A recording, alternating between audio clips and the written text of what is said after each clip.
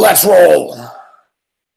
The Wicked Wednesday has begun. The pimps, the players, the hustlers, the people that bust them, and everybody else in between, from Costa Rica to California, Montreal to Minnesota, where the Minnesota Wild just fell short on the road in Winnipeg. Total bettors having a heart attack, whether you had the under, whether you had the over. It was a sweat job late.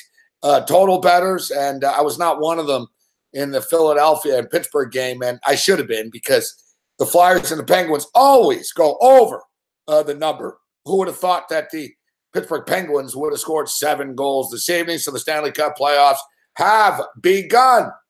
We appreciate the early birds, those of you joining us.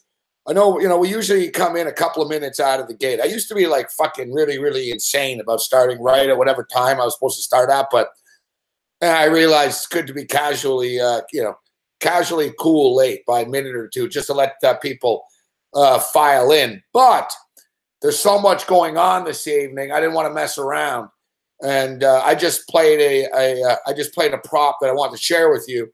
We still have a couple of minutes, but I don't know how long the pregame stuff is going to take. The LA Kings and the Vegas Golden Knights are going off the board momentarily. I think this series is going 7 games. I think the LA Kings have a legitimate chance of winning the series. But with that being stated, I'm on Las Vegas tonight. The wave of Las Vegas is not something I really want to get in front of right now. Now, I don't know, man. My TV, they just went, I don't know. The TV says coming up. What the fuck does this mean?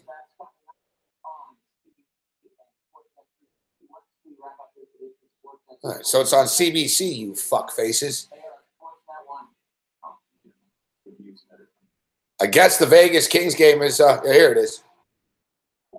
All right, sorry. I was confused by Sportsnet. Fucking cocksuckers. Here we are, LA Kings and Las Vegas Golden Knights. So yeah, I'm on the under 5.5. That's my biggest play of the game. I went larger on that. I'm on under 5.5. I'm on the Las Vegas Golden Knights, and I played no goal in the first 9 minutes and 30 seconds. Let's check out the intro here. Feels like forever ago that there was the mass shooting in Vegas and stuff, but this is the same damn season. They opened up like 2 days later or something.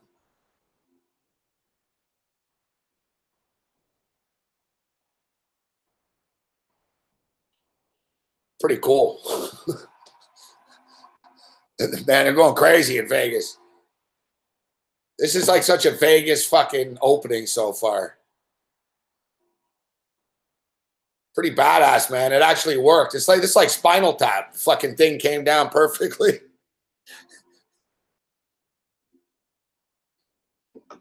It didn't get stuck. They got like a big sort of, night. I'm liking the music. See, Vegas is intense. I like it. It ain't all Viva Las Vegas-ish. Boom. Right now, someone's doing a big rail in the bathroom. Fuck, let's fucking go. Oh, they have a heart attack. They actually check bathroom stalls in Vegas routinely. I've seen a lot of people get busted in bathroom stalls in Vegas. Here they come. Look, even I'm getting fired up. Boom, boom, boom. Your Las Vegas Golden Knights.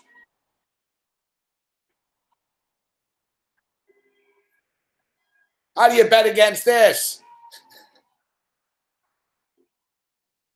Screw you, LA.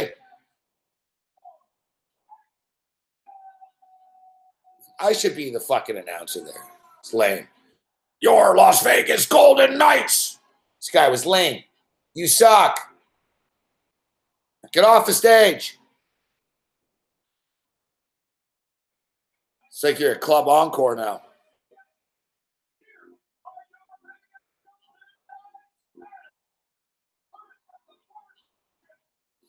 It would be pretty crazy.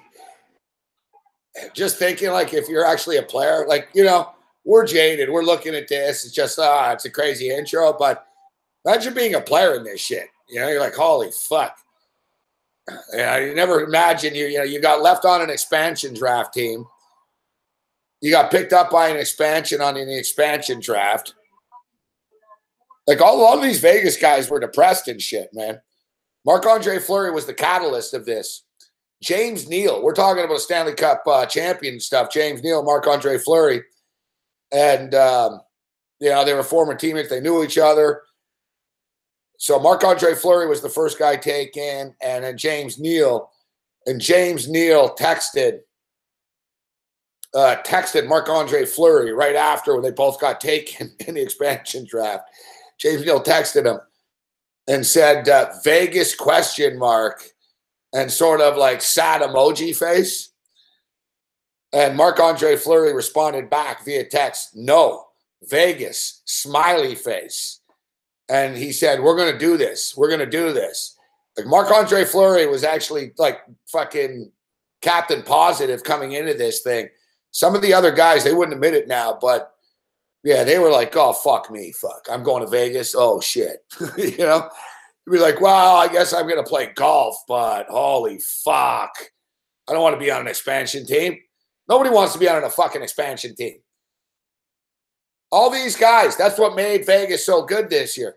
Every single one of these motherfuckers was unwanted. Unwanted. That's a great, like, you know, the coach can go down there too. Every single one of you was left unprotected by another team who didn't think that you were worth protecting. That's why you're here. And now they're watching you on TV. The question is, how long do you want to have them watching you on TV? For 2 weeks or for 2 months? I'd have a big thing, fuck, 16, fuck. You know, each win, you knock it down, 15. Scratch it. See, I'm firing myself up right now. I give good pep talks.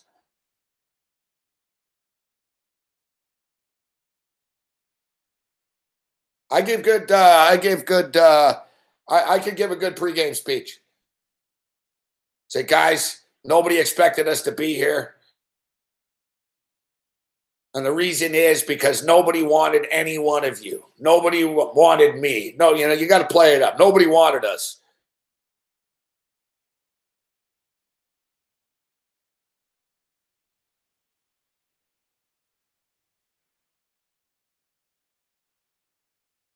Corrente, I know you're enjoying the show right now, but you know what? I'm going to be here for the next 2 hours. Yeah, as if. We're going to be here for the next 3 to 4 hours, most likely. So suck it up, Corrente. Put your fucking big boy pants on. Put your fucking shoes on and take the fucking garbage out. All right? You want a bunch of vermin running around your fucking kitchen? Take the fucking garbage out. What are you, some sort of fucking hippie? Is this Woodstock? Take the garbage out. I should actually like fucking do, you guys just gave me a great idea. Morency's motivational messages and shit. You know, somebody has a problem in life. They're not, Morency, my kid's not studying hard enough. Listen, Timmy, if you don't pick up the study sessions here, you're going to end up serving me tacos at Taco Bell, and I'm not very nice to kids at Taco Bell, Timmy. I don't like kids named Timmy that work at Taco Bell. And then I'd show the kid like a bunch of fucking like fast food workers that have been shot. I'd say, look at this guy. He got shot in the face serving French fries at 2 in the morning, Timmy. You don't study, Timmy. You're going to get shot in the face at 2 in the morning serving French fries out of McDonald's outside of Madison Square fucking Garden. So are you going to study or what, Timmy?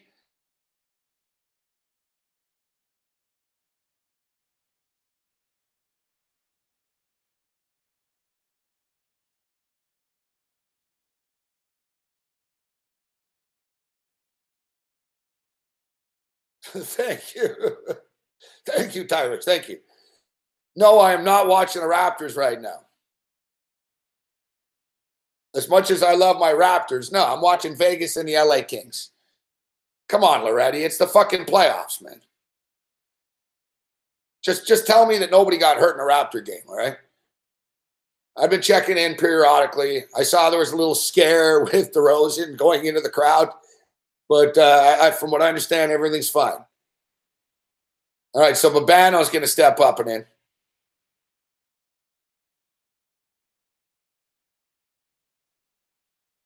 Hey, we can't say Loretti's not a hardcore Raptor fan. The guy's watching like the Raptors are the 1 seed, bro. We're in.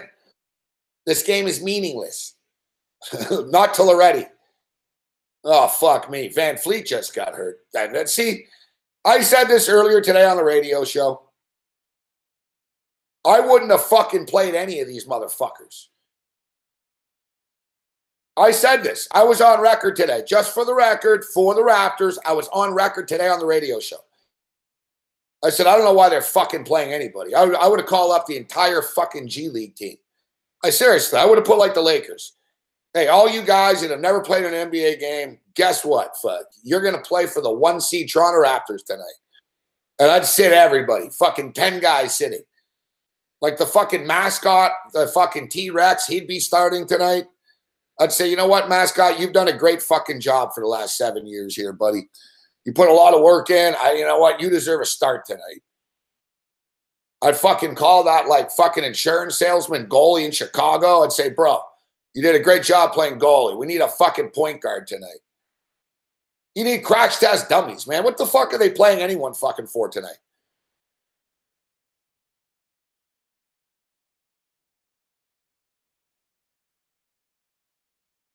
Like, honestly, I'm not even kidding. This is no bit or anything. Like, what the fuck? We're the fucking 1 seed, all right? It's fucking ridiculous. Like, Van Fleet better be okay. I knew something like this would fucking happen. That's why I didn't want to watch either. I fucking said this on the radio show earlier today. When we were talking about the DraftKings shit, I said, I saw the starting lineup for the Raptors, and I said, I don't know why the fuck Kyle Lowry, DeMar DeRozan, Ibaka, and everyone are fucking starting. Like, what the fuck's wrong with the NBA, man? Anyways, you get me mad here. Oh, our no goal in the first is in the first 9:30 is not happening, but we've got a goal already.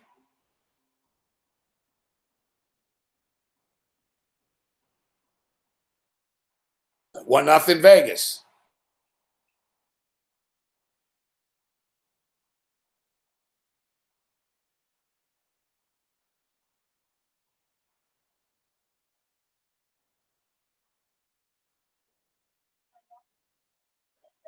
That didn't take long. These motherfuckers just flying around. Jonathan Quick couldn't see it. The LA King defenseman did a horrible job of letting him get in protection.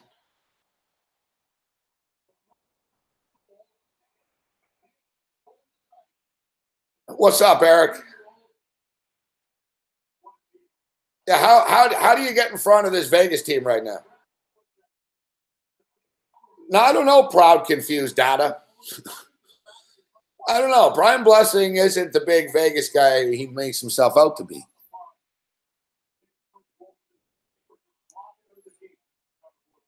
He doesn't have them going far, but I can't speak for him as far as who he picked in this game tonight.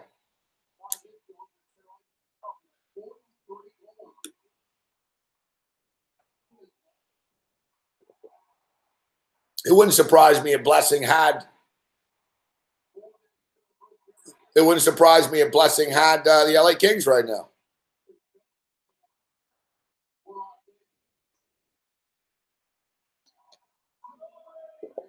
Four minutes in, Las Vegas up 1-0. Listen, I'm on Vegas. That's a good thing. Bad thing is, I bet the fucking prop no goal in the first 9:30. And we do have the overtime in this game. We've already got look like a power play coming up here. I think. Is there? No. No penalty. No penalty. Okay, so yes, I'm glad you brought that Denver game up because the Stanley Cup playoffs aren't the only thing going on. We got a big game coming up in 15 minutes as well. Holy shit, it's 101, 101. 101, 101. We're on the Denver Nuggets plus the points and the under. Jokic tosses it up. I don't know how the fuck you guys can have a fucking... How do you not get a fucking shot off a fucking in a possession? The shot clock expires. How's that happen in an NBA game? 72 ticks remaining. Last time these unbelievable. in this building, they needed overtime. Unfucking believable. It's 101, 101 with 1 minute left and a playoff berth at stake. Jeff Teague with the basketball. Kicking around the top of the key. To Gibson. Back to Teague. Teague. Back to Gibson. Taj Gibson. Mid-range, long two. Horrible shot to take. And why would Taj Gibson, instead of Jimmy Butler or Andrew Wiggins, take the shot? But I've got Denver. And I've got the under. No overtime. Let's go, Denver. Here's Jokic, top of the key. Jokic hands it off. Back to Jokic. Jokic. Gibson cuts him off and forces the stop. Jokic gets sloppy with the basketball. Sloppy Poppy. 101, 101. 18 seconds remaining. The final playoff spot in the Western Conference is at stake. Jimmy Butler. No. With 3.8 seconds remaining, the Denver Broncos get the ball as it's one horrible fucking possession after another. And this cocksucking game, you know it's going to go to overtime. I never bet on fucking unders, and the only way this game's going to go over is if it fucking goes to overtime.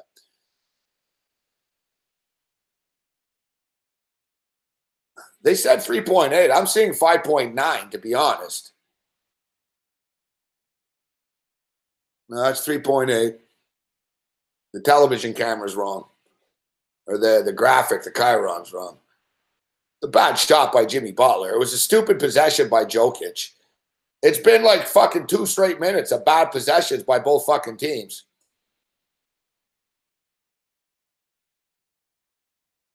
Nice defense by Paul Millsap. I'll give him that. Millsap's a big dude. He was really in Butler's face, too.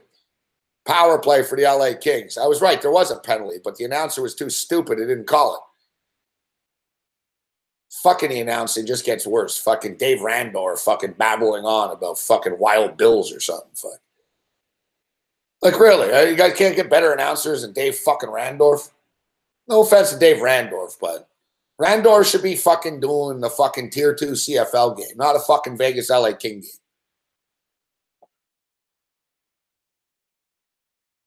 All right, we'll bring Babano in a second here. 101, 101. Oh, they went back up to 4.4 seconds left. I don't know.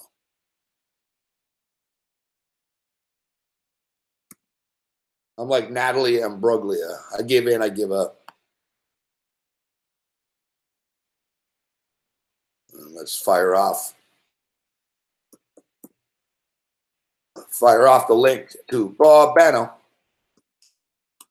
You know Babano's going to be distracted tonight. LA Kings on the power play. You know these cocksuckers are going to score right here. Oh, man. Buddy on Vegas is fucking lucky they don't call a penalty. He just totally fucking tripped the fucking dude. Like right in front of everybody, too. It's tense. Here we go. 4.4 seconds remaining. Denver with the basketball at Minnesota's side of the court. It'd be really nice to get a Denver basket right now. Millsap gets it in. Jokic has it knocked away.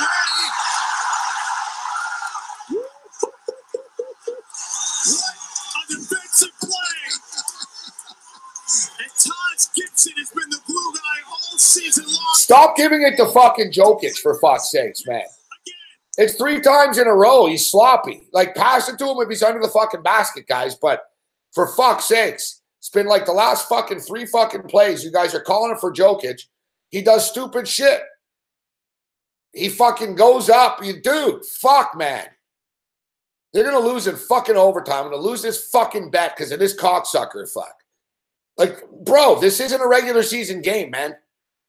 You got a playoff spot at fucking stake. 3 fucking times you've been sloppy with the fucking ball. Fuck me, man. Jesus, motherfuck, man. What in the name of Sister fucking Jean, man?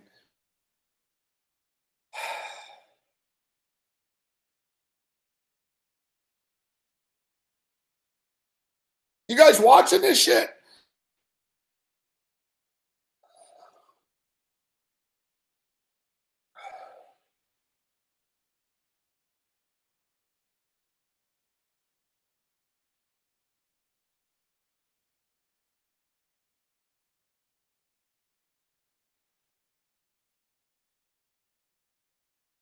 No, man, I've got Denver. I've got Denver +4.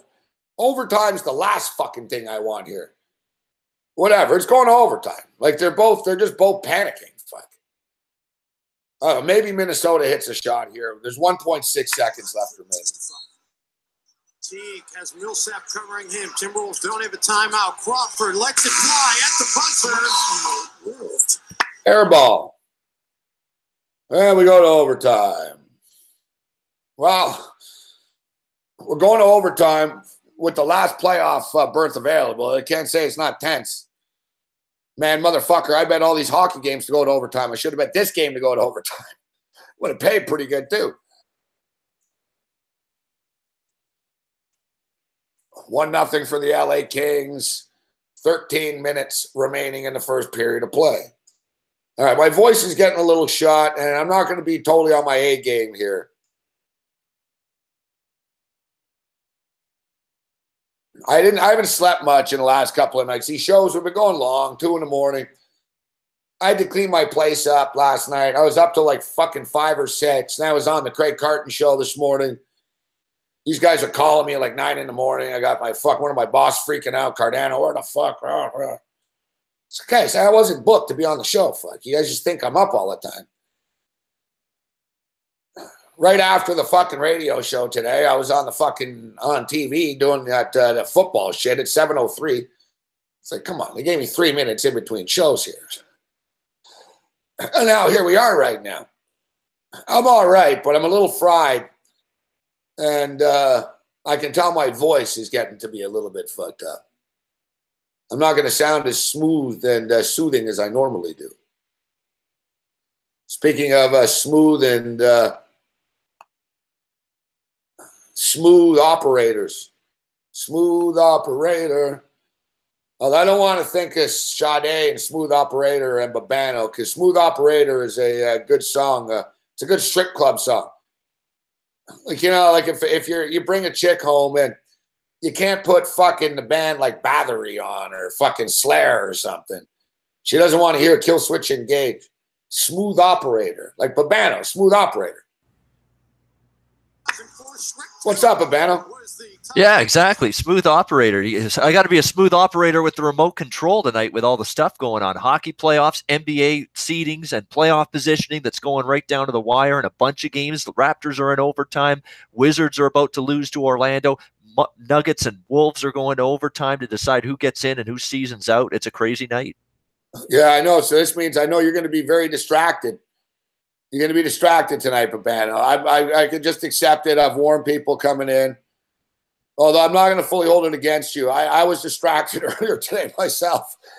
Just trying to get a bunch of bets in and fantasy lineups. I can't hear who's fucking saying what. Yeah, it's been a chaotic day today. Already 1-0 in this 1-0 in this Vegas game. And how about this fucking basketball game, Babano? Holy shit. You know, we can't say it's great because it's fucking terrible. The last 2 minutes have been a shit show, but it's pretty intense. I mean, they're going to overtime with the playoff berth at stake. That's pretty cool right there. But before we jump in all this stuff, Babano, we got the Utah Jazz and the Portland Trailblazers playing. They're playing in a couple of minutes, tip off in a couple of minutes, and a division title is at stake. And more importantly than that, no one even knows what the fucking divisions are in the NBA. No one cares. But more importantly, They're playing for the 3 seed, Babano. So both teams are bringing it tonight. They both want to be the 3 seed and get home court as they move on in the playoffs in the second round. If they do, what's your take on this Jazz Blazers game? Yeah, I didn't bet this game, Gabe, but if I had to, I'd take Utah plus the points. I'll trust the team that's really played some very good basketball down the stretch, a better defensive team. I think a team that might screw up less at crunch time than I've seen Portland. Portland's had some tough, real bad losses at times in these close games late. No, it's at the Rose Garden in Portland. It's a tough place, but I didn't bet it. But if I would, I'd lean Utah. So we'll give a lean out there to Utah here in that one. Utah have been scorching. Utah are a red-hot basketball team right now. Second best record in the NBA over like the last 4 months or something, 3 months next to the Houston Rockets. Utah, it's unbelievable. They lose all these guys. They trade guys. Look, they lose Howdy Doody to Gordon Hayward. Everyone, Utah's fucked without Hayward now. Boom, they trade Rodney Hood. And people are like, holy shit, what are Utah doing, And, look at what Utah are doing. Donovan Mitchell, it's too bad for him. I don't know if he's going to be Rookie of the Year, considering how good Ben Simmons is. They're both awesome. But, yeah, the Utah Jazz have been a nice story. Portland suddenly are a little shaky ever since Damian Lillard had his kid. His ankle's not 100%. It's, you're only getting 3 points, man. But I got to go with I'm going with the Utah Jazz. And I'm going with the over. I think the total is just a little bit too low at 201.5. So, therefore, we will play the Utah Jazz. Holy shit, it's 2 now, Babano. Wow. How about that? And the total's up to 202. Yeah, unbelievable, yeah. Well, fuck these guys, man. They're trying to throw me off. I'm betting it at the number I wanted to bet it at. Screw them. That's right. Show them. Hey, you're going to give me a shit number? I'm going to take you to task anyway, yeah. No, I wanted 201. I got to pay fucking minus 120 for it instead. You know what I mean? What have I got to do? It is what it is, but they're not going to scare me off the game. Yeah, it's down to 2 right now. Holy crap, man. Everyone's betting on Utah. Yeah, I mean, a lot of Utah money. They're seeing what I'm seeing, a lot of people are seeing, that they're playing great basketball, that they've gotten to this point now where they can play for this seed on the line tonight between these two teams. And you're right, they've played really good in spite of the fact that they moved some pieces out of there at the trade deadline, and we were wondering, what this team was going to look like in the second half. Would they still be able to play good basketball? But red hot coming into this game, 6 straight wins going into tonight. Everybody blows Brad Stevens. Brad Stevens this, Brad Stevens that. People don't talk about Quinn Snyder and the job that he does. This guy's another college coach that came in into the National Basketball Association. A lot of people sort of were like, really? Really? This guy? He's an NBA coach? And you look at the success that this guy's had and how he gets the players to play with the talent that he has. And it's something. I'll tell you, you talk about, listen, Rudy Gobert is fucking good. Rudy Gobert is good. Mitchell is fucking, the kid's unbelievable. And, people didn't think that Ricky Rubio could be this good, but Ricky Rubio has been this good. Ricky Rubio's learned to shoot the basketball after all these years, and Rubio's a fucking beast and monster right now. Portland's a tough place to play. You're only getting 2 points here. I liked it better at 3.5 so we can make it 4 because I think it'll be a close game, but I like Utah and the over here, guys. Utah and the over. Great point about Rubio. He was always a great passer, great vision, very good distributor of the basketball, but there was a time he couldn't shoot a lick early in his days in Minnesota. Now you're seeing him. Look at last game, for example, that Utah played. Rubio 50% from the field. So there you go. I mean, he's shooting the ball way more accurately, better than he did early on in his career, and he's been transformed a little bit under Quinn Snyder, who, you're right, doesn't get talked about a lot, but is a very good NBA coach, wears hair similar to me. How can I not love that? Lots to like about Quinn Snyder. He's done a great job there in Salt Lake City. He was a good college coach, too, Quinn Snyder. I don't know what, a little controversy on the way out, whatever it was. When he left. All right, there's 2 other NBA games tonight. Missouri Tiger head coach Brandon in St. Louis will know a lot about Quinn Snyder way back in the day. Yeah, Missouri Tigers. I don't really have a lot of interest in these other games. Nice story last night. Great story last night with Andre Ingram. That's what sports is about. Guy's 32 years old, 10 years in the G League / D League.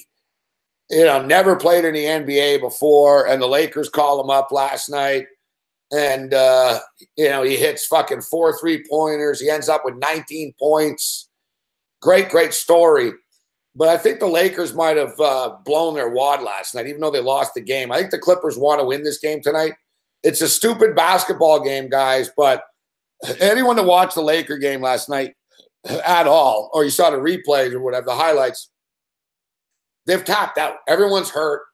They lost the game. They didn't care. They were all like just celebrating this Ingram guy going off. Ingram's going to hit a few shots tonight, but the Clippers don't like the Lakers. The Clippers played hard against the Pelicans the other night. They're not going to roll over against the Lakers tonight, and the Clippers will want to win this game. It's their last home game. It's their fan appreciation night. Last night was the Lakers' last home game. So I think the Clippers are actually to play tonight. I'm not telling you guys to go crazy on it, but I like the Clippers, Babano. All right, I wish you luck because I'm staying away, but good luck. Clippers final home game. Why not? Why not ride that angle? You got two teams that are done. They're playing for exercise. Their summer starts tomorrow. Why not? Go with the home team, the Lakers team that balled out last time out. And it's not like the Lakers were really putting forth max efforts before that last game. They were laying some eggs left and right. So it's not like you can trust the Lakers fully going into this game. They were playing. They're just injured. Ingram was out, but the Lakers were Lakers weren't a complete fade down the stretch, Babano. Well, that recent road trip of theirs ended ugly. It really ended ugly for them. But yeah, I mean, it's a lot of it's been injury related, no question. But yeah, in this spot, Clippers obviously tough. They got eliminated. What was it, last weekend? They've sort of had a little hangover after that. Maybe they rise up tonight. The Clippers. By the way, 107-106 Minnesota. We got a minute exactly left in overtime. Crazy game there. It's not like the Clippers. I think the Clippers have known they're not going to the playoffs, right? I don't think they're like heartbroken about it. All right. This is unreal with Nikola Jokic.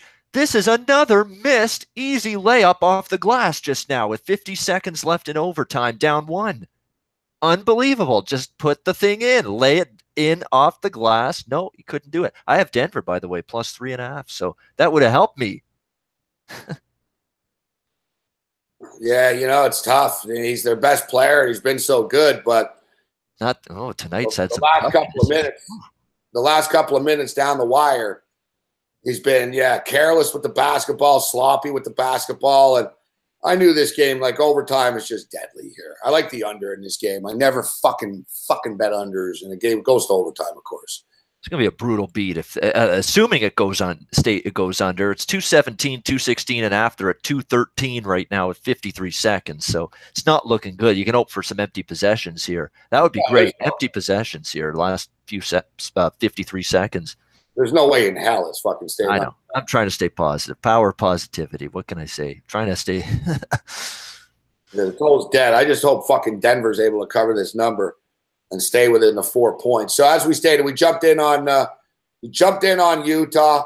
1-0 in this hockey game still right now. I have the Golden Knights first period in that hockey game, so keep it up. Maintain that lead going into the intermission. I'll be happy. There's a lot of fucking power plays in this game. It doesn't help my total here. Like it's weird. The other game, the Minnesota-Winnipeg game, the refs were letting anything go, man. Those guys were beating the shit out of each other. This game, these refs are up the ass. Me and Cam talked about this today. Yep. They want, it's not like they don't want Vegas to be successful. I wouldn't be surprised at all if, like, the league fucking told them not to fix it, but they basically stated, hey, don't let LA just, turn this into a don't let them just fucking tackle these guys and let them get away with it and stuff. We don't want to get out of control. Normally, the referees in the NHL call penalties early. Vegas are all over it right now. Normally, they call penalties early in the playoffs, and they start to take the whistle out as it goes on. Tonight in this game, they're calling it like a regular season game. Yep. I didn't see much of the Flyers game because it was a fucking blowout. But the Jet game, they were letting anything go. I know that. They did. I mean, that was the game with the least amount of penalties. There were a few more in the Pittsburgh game. It's been a penalty parade first period of this game. And I turned the game on. I'm actually watching this Vegas game with the NBC Sports Network broadcast. And it's my old buddy, Chris Cuthbert, doing the game. Winston October in November. Him and Ray Ferraro. Pleasant surprise there.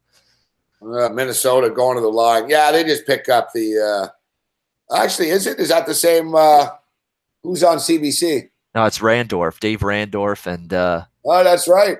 And someone else with him. Louis DeBrusque, that's it. Yeah. I was bitching about Randolph earlier. Fuck. Oh, not a Randorf guy, huh? Whatever. Fuck. I don't hate him or anything, but I don't see why he's doing this high-profile game. Yeah, man, it's just one power play after another right now. 107, 106, 40 seconds remaining in the Nuggets and the T-Wolves game. So we'll see which way this goes. So who did you have earlier tonight, Babano? Have you won tonight in the NHL? We split. We had two totals. We had the Minnesota-Winnipeg over. We had the Philly-Pittsburgh over. So we got one and one with those. That's about it. I've got a few small little Vegas first period play, and that's it. A lot of my heavier bets and stronger opinions are actually tomorrow on the Thursday card. So with the 5 games that are on tap. Minnesota up by 2, 14 seconds left, and I believe they're going to the line too.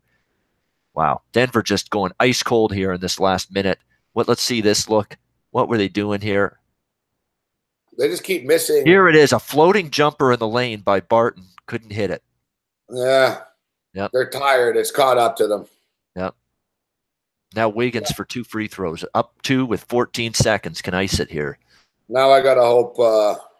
That's tough. Fucking play the free throw game at the end and maybe hit the back. Be quiet, Thibodeau. Thibodeau whining about something here. Come on. What's the matter here? You're going to the line. What's your problem? Oh, here's Tony Brothers. Oh, you're going to get a legitimate, real good call from this idiot here, Tony Brothers. You can count on him to do things the right way.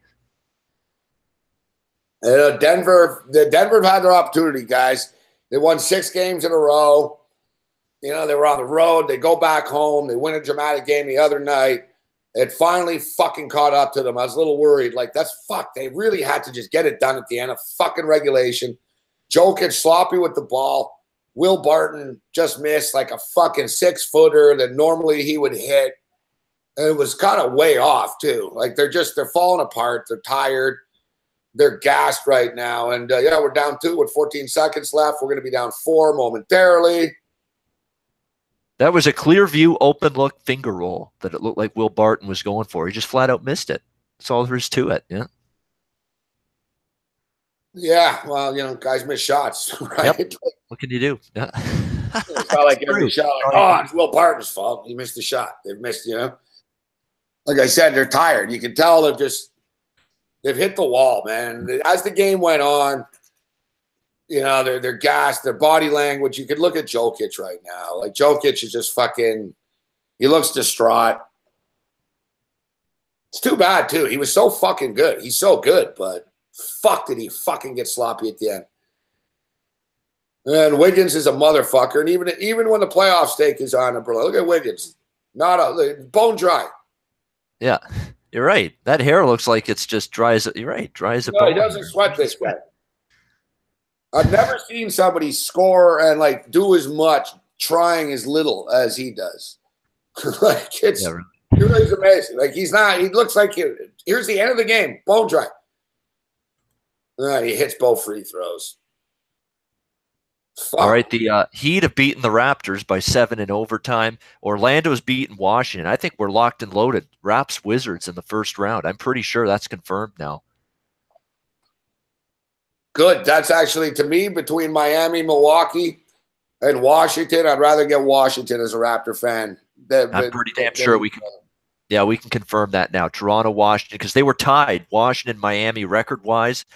They both lost. So obviously Miami gets the 7th seed over the 8th seed via tiebreaker factors. So we got Miami 7, Washington 8. It's going to stay that way. So yeah, we got a Raptors Wizards first round. Golden State are going to fuck the Minnesota Timberwolves up. Or actually, no, sorry, it's Houston. It's Houston. They'd be the 8th seed. Fuck. It's a weird scenario in which if Denver won, they were going to be the 7th seed. It's a weird thing where, Minnesota wins, they're the 8th seed. If Denver would have won this game, they would actually, due to tiebreakers and shit, they actually would have been the 7th seed. So Minnesota's going to play Houston, Babano. I don't know, man. I don't like Thibodeau. I don't like this fucking team. It pisses me off that they're going to get in. Yeah, I mean, they've had some bad endings. I'm going to fucking lose this bet, too. Yeah, I mean, this is tough. I mean, if you had plus 3.5 is the number I had. Denver's got the ball down 4. Get a bucket here. For 3, we're screwed. No good. Rebound. Popped out. Who's it off? They're looking around. It's Denver ball. Now they're going to review, and that's going to take another 3 minutes. Man, these NBA games, this last 10 seconds, it's totally ridiculous how long. Well, they got to get the call right. I got lucky having the under, in-game under in that. I got lucky having the in-game under in the Minnesota-Winnipeg game. I mean, fuck. There were a lot of opportunities that the puck could have went in at the end of that game, and it didn't. So, I'm going to lose this game. I got lucky on that one. It is what it is. Maybe we got lucky. I don't know if you got lucky. I mean, I had the over, and I'm disappointed I lost it, but I thought the under was the right side. The under is the right side of any bet when it's 1-0 after 2 periods, and that's what it was in that Minnesota-Winnipeg game. But the under bettors deserved their money in that game as far as I'm concerned. Yeah, but at the same point, I didn't bet the under before the game started. I only took it. I realized kind of a few minutes in. I was like, man, this is going to be hard to score on for these guys. And I jumped in on 5.5, but it was minus fucking 200 at the time. Yep. And yeah, I felt pretty good about it with Banner cruising. Like I could have cashed out nearly for all of it, and I didn't. And there was the flurry of goals. But kind of a screw job. I mean, dude, they pulled the fucking goalie with over 2 minutes left. And I thought I was screwed when that happened. I was like, God, we're fucked. I know. 2.5 minutes. Yeah. Even at the end, man, with the last 0.4 seconds left, they nearly scored. They nearly went in. Yeah, I mean, amazing. You had 2.5 minutes of time with the net empty. I mean, Bruce Boudreau didn't waste time. He said, I'm taking him out. We had the face-off in the Winnipeg zone, 2.5 minutes to go. We're down 1. We're having a hard time generating offense as it is. They had 20 shots barely at that time of the game. So he said, let's not waste around, fart around. Let's go pull the goalie now, 2.5 minutes, give ourselves a chance. And Winnipeg had more chances at the empty net than Minnesota had chances at Connor Hellebuck in that last 2.5 minutes. Yeah, it's true. It's true, but Winnipeg gets it done. There was a lot of talk about, oh, they never win a playoff game. They never win a playoff game. That's out of the way right now. I agree with Don Cherry. Don Cherry said after the game he didn't think Winnipeg played that well, even though all the shots on goal and all that they're not, Paul Maurice isn't going to be happy with it. And they didn't play well. And I agree with them too. Winnipeg were okay. Yeah. But they weren't really themselves. And, I think it was just the playoff jitters. And I think the fact that, the players on these teams, Ben, they could always say, well, has nothing to do with us that the fucking Jets, haven't won a playoff game or whatever and all that stuff in modern history. But that shit hangs over them. It does. Right? I mean, they've been swept before. So them getting this win right now, I think they'll play even better in game 2, actually. I think Minnesota's kind of fucked in game 2. I like Winnipeg even more in game 2 than I like them tonight. That's a good point, because this is the perfect example of a game, Minnesota-Winnipeg, this game 1 tonight, where if you look at shots on goal, it's not telling the whole story. A lot of those shots were not quality, dangerous scoring chances. If you watch that game, Minnesota in the first 2 periods was doing a great job keeping them to the outside. They didn't really get a clean look at Devin Dubnyk. A lot of long shots, far away shots, challenged shots. Nothing that was really spectacular. They had 1 real prime scoring chance in the first period, Winnipeg. That was about it. All the other shots were not really dangerous chances. They had the 1 chance on the power play early in the second. That was it. So Minnesota, even though they gave up a lot of shots, I don't think they gave up a ton of dangerous quality shots and chances tonight. 1-0, 1 minute and 20 seconds remaining. Come on, hang on, Vegas. Hang on. First period. Let's go. Hang on. I got greedy, Babano. Played that no goal in the first 9:30. I got the under 5.5 too, and I'm on Vegas in this game, but that's what happens. Greed. All right, here we're about to get fucked, Babano. So we're now officially down 5 in this basketball game. Yeah, I think we're pretty much done with that. They ruled at Minnesota ball. Yeah. Look, if they get down 6, they hit a 3. Minnesota misses a free throw. I mean, our chances of covering are fucking 6% or something now. But yeah, we're in big trouble. Fucking overtime, man. You believe this bullshit? Oh yeah, I believe it. I see it all the time. I'm part of it all the time, either on the good or the bad. And more often, I find I'm on the bad side. I'm not even shooting. Shoot the fucking ball, air ball. Oh, fucking, they lose by 6. Fuck. Yep. I can't believe this. Fuck. You want to talk about a bad beat? I have the fucking under. And I got the fucking under, and I got fucking +4, and I fucking lose both bets. That's a fucking screw job, man. All because of overtime. That's brutal. That's horrendous. There's nothing I can say to console you, buddy. Nothing. That's awful. That's tough. That's tough. They were right sides. Denver was right in this game all the way. The under would have cashed in regulation by 16 or 18 points. The under would have cashed in regulation. That's brutal. As bad as it gets.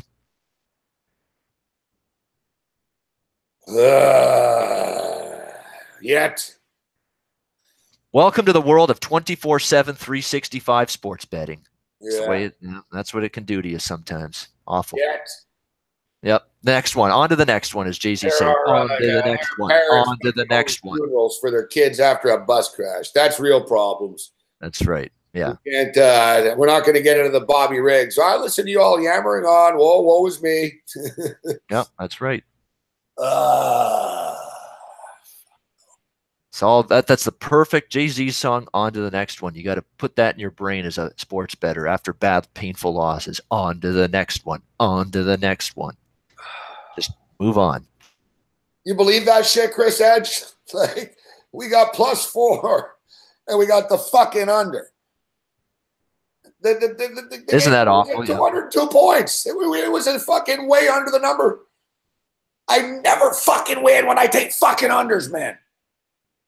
Hey, there he is in the chat. Brandon Boyd. Brandon in St. Louis. There we go. He mentioned Quinn Snyder, former Missouri Tiger coach. Brandon's ears were burning.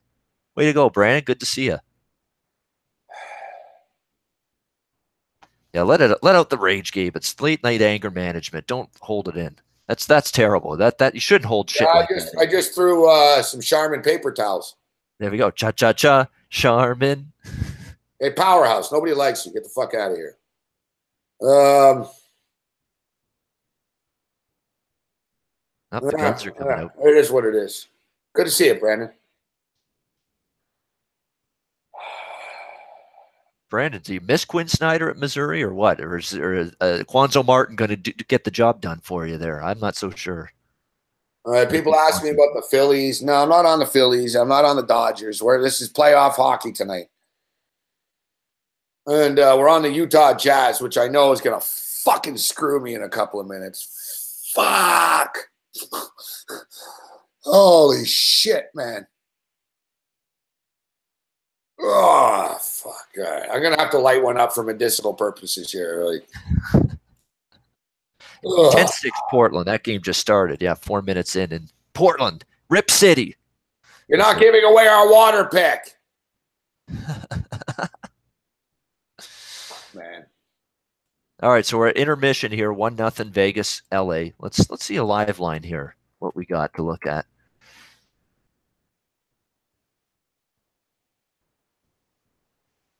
You know, the playoffs, now the playoffs are here. I take the losses harder, Babano, right?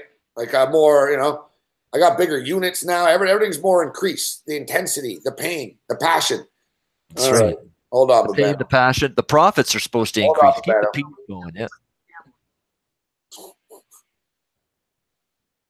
Look at Babano talking over Bobby Riggs.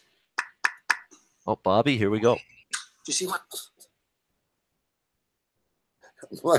Hold on, Babano. Priscilla says she's going to leave. Fuck! I'm all out of sync now. Just for tonight. Holy fuck me, man. I got to tell you, this water's just not fucking strong enough right now.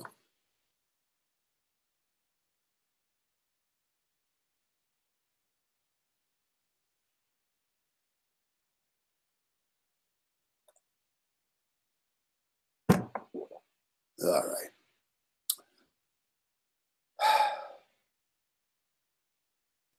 Even Bobby's not listening to you tonight. That's really bad. Bobby and I am an addict. Fucking Babano talks over him again. At least that's what Priscilla said. Holy fuck, Babano. She's going to leave me unless I quit gambling. Puzzles me, though, that word, gambling. Whenever Priscilla gets a car out of the garage, she's gambling big time. Never checks the mirror. Sticks it in reverse. Puts her foot down right out on the highway. Jeez Louise, that's gambling. Here I am, Gamblers Anonymous. And your point is what, Bobby? My point is this. Life's a gamble, right? That's the thrill of it. You know, you folks aren't here because you're gamblers. You are here because you are terrible gamblers. Well, let's. That's the problem. I mean, you lose, and that's why you're here. Okay, Bobby. I've been looking at you guys yammering on about all of your stuff, and oh, woe is me, and this is terrible. But you know what the problem is? The problem is you don't have a thing. Can we just? They don't have a thing. Bobby. They need an edge. You need an angle, Let's- inside track, something that's going to turn you from being a gambler to a hustler, All right, from Bobby, a thank you loser very much. to a winner. Why should we give up the one thing in life that we really love? These folks don't need to stop doing what they're doing. They just need to get better at it. Who's dealing? Please. Who's in? Who's in? Who's dealing? Who's in? That's a great scene. If you're a sports bettor or a bettor of any kind, you love that scene. How can you not? Yeah. Now, bad. I was scared to say it. Let me kill the volume here. Get this from the wrong angle. There we go. Yeah, see, the part about Bobby Riggs talking, I hear y'all yammering on, but woe is me. That's the thing, man. And losses are tough, right? But, you know, it's sort of, you got to remember it's just a sports loss, even though it's frustrating. It's Right. like, You just got to be better at it the next time, just like he says. Just be better at it the next time. Yep. yeah, go from a winner to a loser. That's right. Do simple shit like betting on the LA Angels and betting against the Texas Rangers every game. That seems to be pretty easy right now. It's 5-1 right now, yeah. I mean, Texas is awful. I mean, their pitching is terrible. Their bullpen is in shambles. It's in tatters. They haven't had a day off yet this season. Played like 14 straight days without a day off, and here they are in some trouble again tonight. All right, so what did you want here? You wanted you're talking about in game here for the Vegas game. Yep. They're now minus 340. The total is 4.5. 4.5 plus 140 to the under. Over 4.5 is minus 170. Second period line. Vegas Golden Knights minus a half a puck, plus 155. LA Kings plus a goal, plus a half a goal, minus 209. Over under 1.5. Any thoughts? Second period. You know what? Vegas was getting a ton of chances late in that first period. I would lean over in the second period, but I might wait till the third. I'm going to trust that maybe this game stays lower scoring for one more period, much like the Minnesota-Winnipeg did, and then it sort of broke out in the third period. I may wait for a third period over. These, to me, That's what I'm going to do. I like this. What was it recently? It was the Olympics. That's it. I like I like these period bets in like when it's a fucking dominant team playing another team. You know what I mean? Yeah. Like in the Olympics, it was like, oh shit, yeah, look at this team really laying, minus a half a goal in this period to win, like Finland versus, whoever. Fuck, and I hit it, and I was like, all right, I'll play it in the next period again. It hit again, so I was hitting all these bets per period per play. But when these games are so close, I mean, wouldn't shock me if the LA Kings tied the game, Babano, right at 1. I mean, who knows? Fuck. Yeah, I mean, I'm looking at over in this game at some point, probably the third period. I'm going to wait for it. Until it gets to 3.5 and bet the over? Yeah, exactly. I think that's what I'm going to wait for. Let it drop a little more. Hopefully the second period is pretty tight like the Minnesota-Winnipeg game was, and then go third period is when you get teams really going a little bit more for it. It's the last period, all hands on deck. So third period over. I'm going to pass on the intermission bet now. Second intermission, look for a third period in game over prior to the third. All right. So for the record, the Clippers and the Lakers are tied at 20 right now, and I tortured myself by taking the fucking Clippers in this game. And the Utah Jazz are losing 19-13 early to the Portland Trailblazers. Total is 202.5 right now in game. All right, Babano. So let me throw this hockey at you right now for tomorrow's games. And as you do that, I'm going to start to load up. I'm going to see what the NBA, what do we have in the playoffs so far that's locked in. So Devils and Lightning tomorrow. Me and Alex Smith talked about this last night. And, strangely enough, the Devils actually swept the Lightning in the regular season. But that's not happening in this playoff series. The Lightning are now minus 210 in game 1. The line is climbing. Yeah, I took New Jersey series. I mean, it's a half unit. It's nothing massive. It's one of those I'd take a shot because I think the Tampa's overpriced, even though, everyone thought singing their praises early in the season. They're going to win the East. They're going to win the Stanley Cup. Look at how good they are. But they peaked in October, November, and December. That's just the truth of the matter when it comes to the Tampa Bay Lightning. They were not playing their best hockey March and April. Their defensive play did not get better. It got worse late in the season. Ryan McDonough didn't help them. Everyone's talking about how McDonough's made a difference. I don't know. They must be watching a different team with a lightning bolt crest than the one I've been watching. I haven't seen him make a big difference. I've seen him make a big difference to the other team, give the puck away a couple times, make some bad plays. That's about it. I think McDonough's been a disappointment since Tampa got him, to be quite honest. And that defense has given up more goals, given up way too many shots. Andrei Vasilevsky in net. He was on track to be the Vezina Trophy winner, Gabe, early in the season. That's how good he was playing. He has not been that goalie last month. And my theory, and I've said this a million times, he's playing way more regular season games this year than he has at any point in the past. The workload I think is affecting him a little bit. He's wearing down, fatigue setting in just a bit. They need Vasilevsky back on form here in these playoffs if they're going to make a long run. Maybe they survive New Jersey with it, but they're not going to survive long term unless he gets back on his game. New Jersey, they got better offense down the stretch. Taylor Hall was a one-man band for a long time. Now you're getting other guys stepping up and scoring for them. I think New Jersey's got a shot in this series. I don't know if they win it, but I think at the price, I had to take something on Jersey. And in game one, I like the over. Tampa Bay struggling defensively big time. And the fact I can get a 5.5 with a Tampa Bay game over, I'll take it. Yeah, this is pretty interesting. I don't know if you've been hearing me talk about this, Babano. So you like the over in game one, and you're taking a shot with the Devils in the series. That's right. In game one, not so much taking the shot with Jersey, but for the series, yes. Yeah. All right. So I don't know if you heard me talking about it. When I said this off the top of my head the other day, everyone's talking about Vasilevsky. But where is Vasilevsky from? He's Russian, but at what part? I'm not sure. Vasilevsky. No.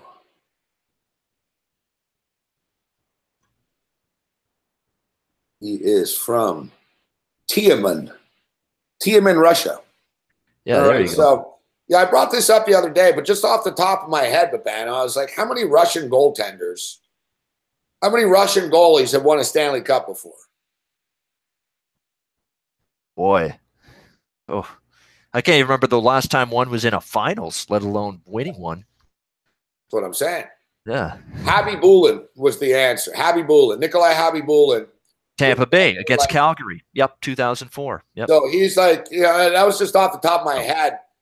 And it just seems like Russian goalies, they're streaky. Sometimes they're good, sometimes they're not. And I just have a hard time believing in Vasilevsky winning 4 consecutive playoff series. I have a little problem with it, but hard to believe, but pretty crazy. I just found a website, the Foundation for Goaltending Research and Education.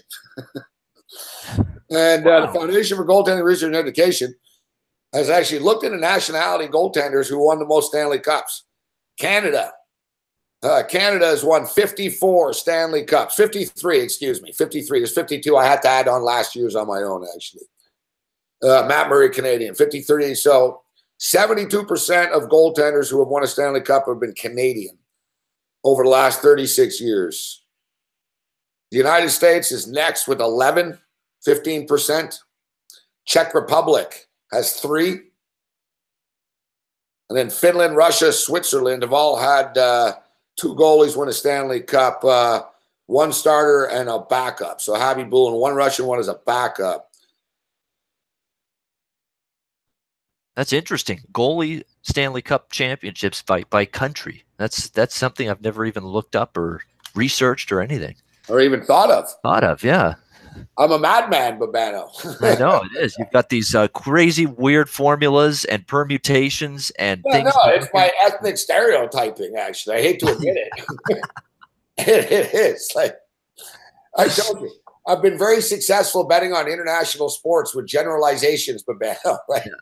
So it's just one of these deals where I'm like, man, Russian goalies, they never win the cup. Fuck, I never remember any Russian goalie standing on his head ever. Besides fucking Tretiak, all right? And that was in 1972.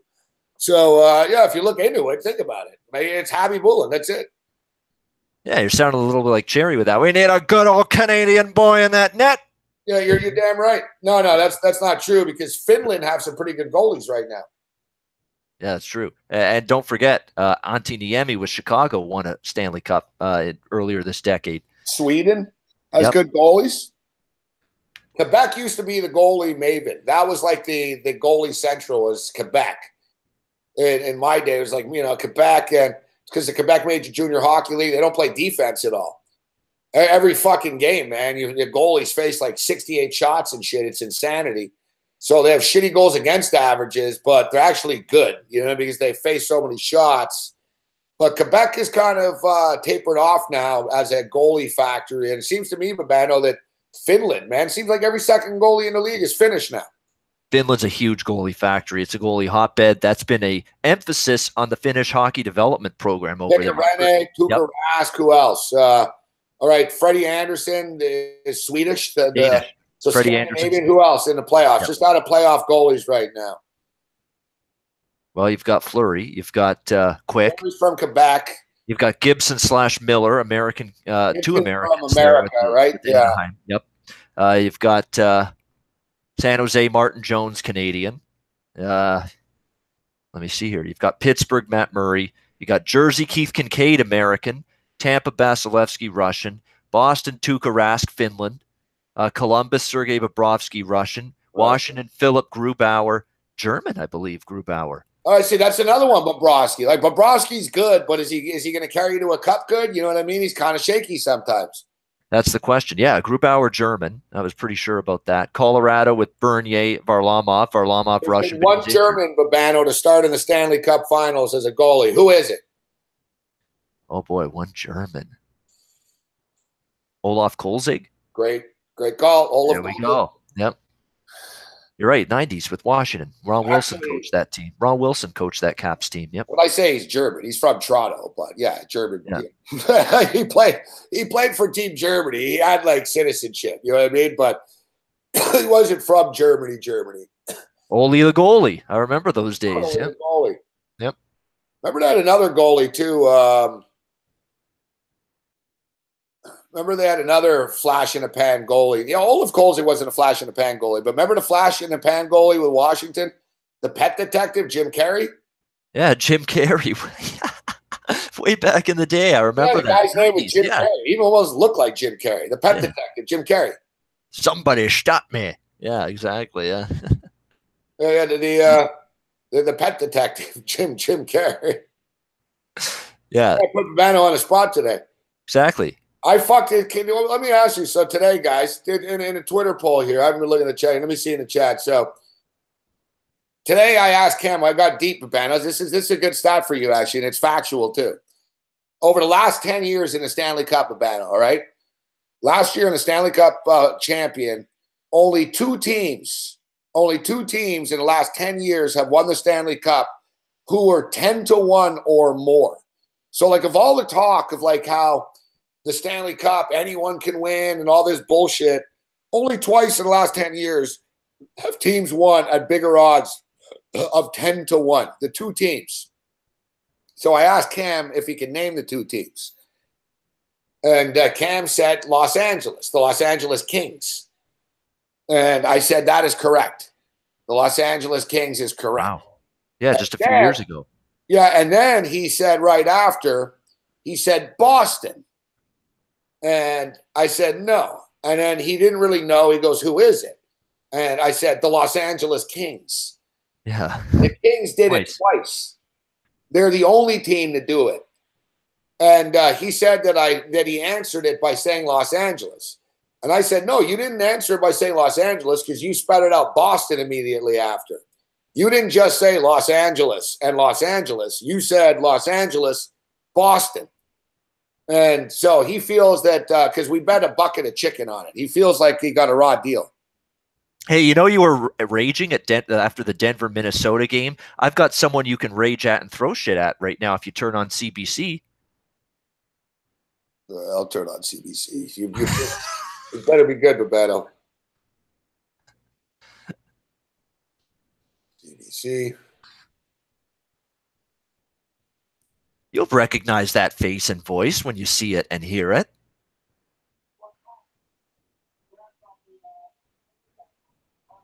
Oh, that was my boy Batman. Oh, okay.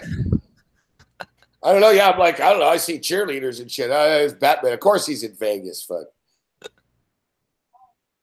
Yeah. With his little bobblehead. Yeah, we're happy to be here in Las Vegas. He looks like a bobblehead. You're right. Like I said, I can't advocate violence against the commissioner of the NHL. Like I can't say that. So what I said though is I'd like to just sort of take him out to the countryside and leave him there. You know what I mean? Like you ever watch The Walking Dead? Yep. Yeah, like I'd like to, for like The Walking Dead, fuck. Like, I'd take them to where the Walking Dead are, and I'd just sort of drop them off on the side of the road. And I'd say, listen, you got money, you can figure it out, fuck, all right? Yeah. Good luck, Gary. You're resourceful. You're apparently very smart in your own mind. You've got the money, you've got the resources. Find your way out of here. There you go. Go for it. The clock is ticking. Good. How tall is Gary Bettman? My father, back in the kid, but see, you always remember we referenced me as Pee Wee Herman for a bit. Had some fun with that. He always thought my dad that Gary Bettman looked like Pee Wee Herman, which is kind of true. Paul Rubens is actually his real name. Does anybody know that Pee Wee Herman actually has a real name? Paul Rubens, the actor. Yeah, nobody can answer you that half the time. What, Paul Rubens? Anyone can answer that. Paul Rubens, come on. Some people don't. They just say Pee Wee Herman, Pee Wee Herman, Pee Wee Herman, and can't name you the actor. I know of people that for sure who played Pee Wee Herman. Can you tell me? What's Weird Al Yankovic's real name? Yep. See, I don't know. There you go. Al Yankovic. Al Yankovic. Okay. The best was we asked Cameron 2 Drew at the Fantasy Sports Network. I asked him. I said, "What band?" He said the kid didn't know anything about music. Fuck. So I asked him, I said, what band is Alice Cooper in? And he responded, Alice in Chains. Alice in Chains. That's classic. That is. I was surprised he's heard of Alice in Chains, to be honest. But yeah, I asked him, I said, what band is Alice Cooper in? And he was dead serious. He thought about it, and he said, Alice in Chains. I can't figure this meter shit out, but Ben, I don't know. You good at figuring this shit out? So they're saying that Gary Bettman is 1.7 meters. So apparently, then, if Drew thought that, Alice Cooper was responsible for Schools Out and Rooster. Apparently, he was responsible for both of those songs. How tall is 1.7 meters in feet? Gary Bettman is 5'5".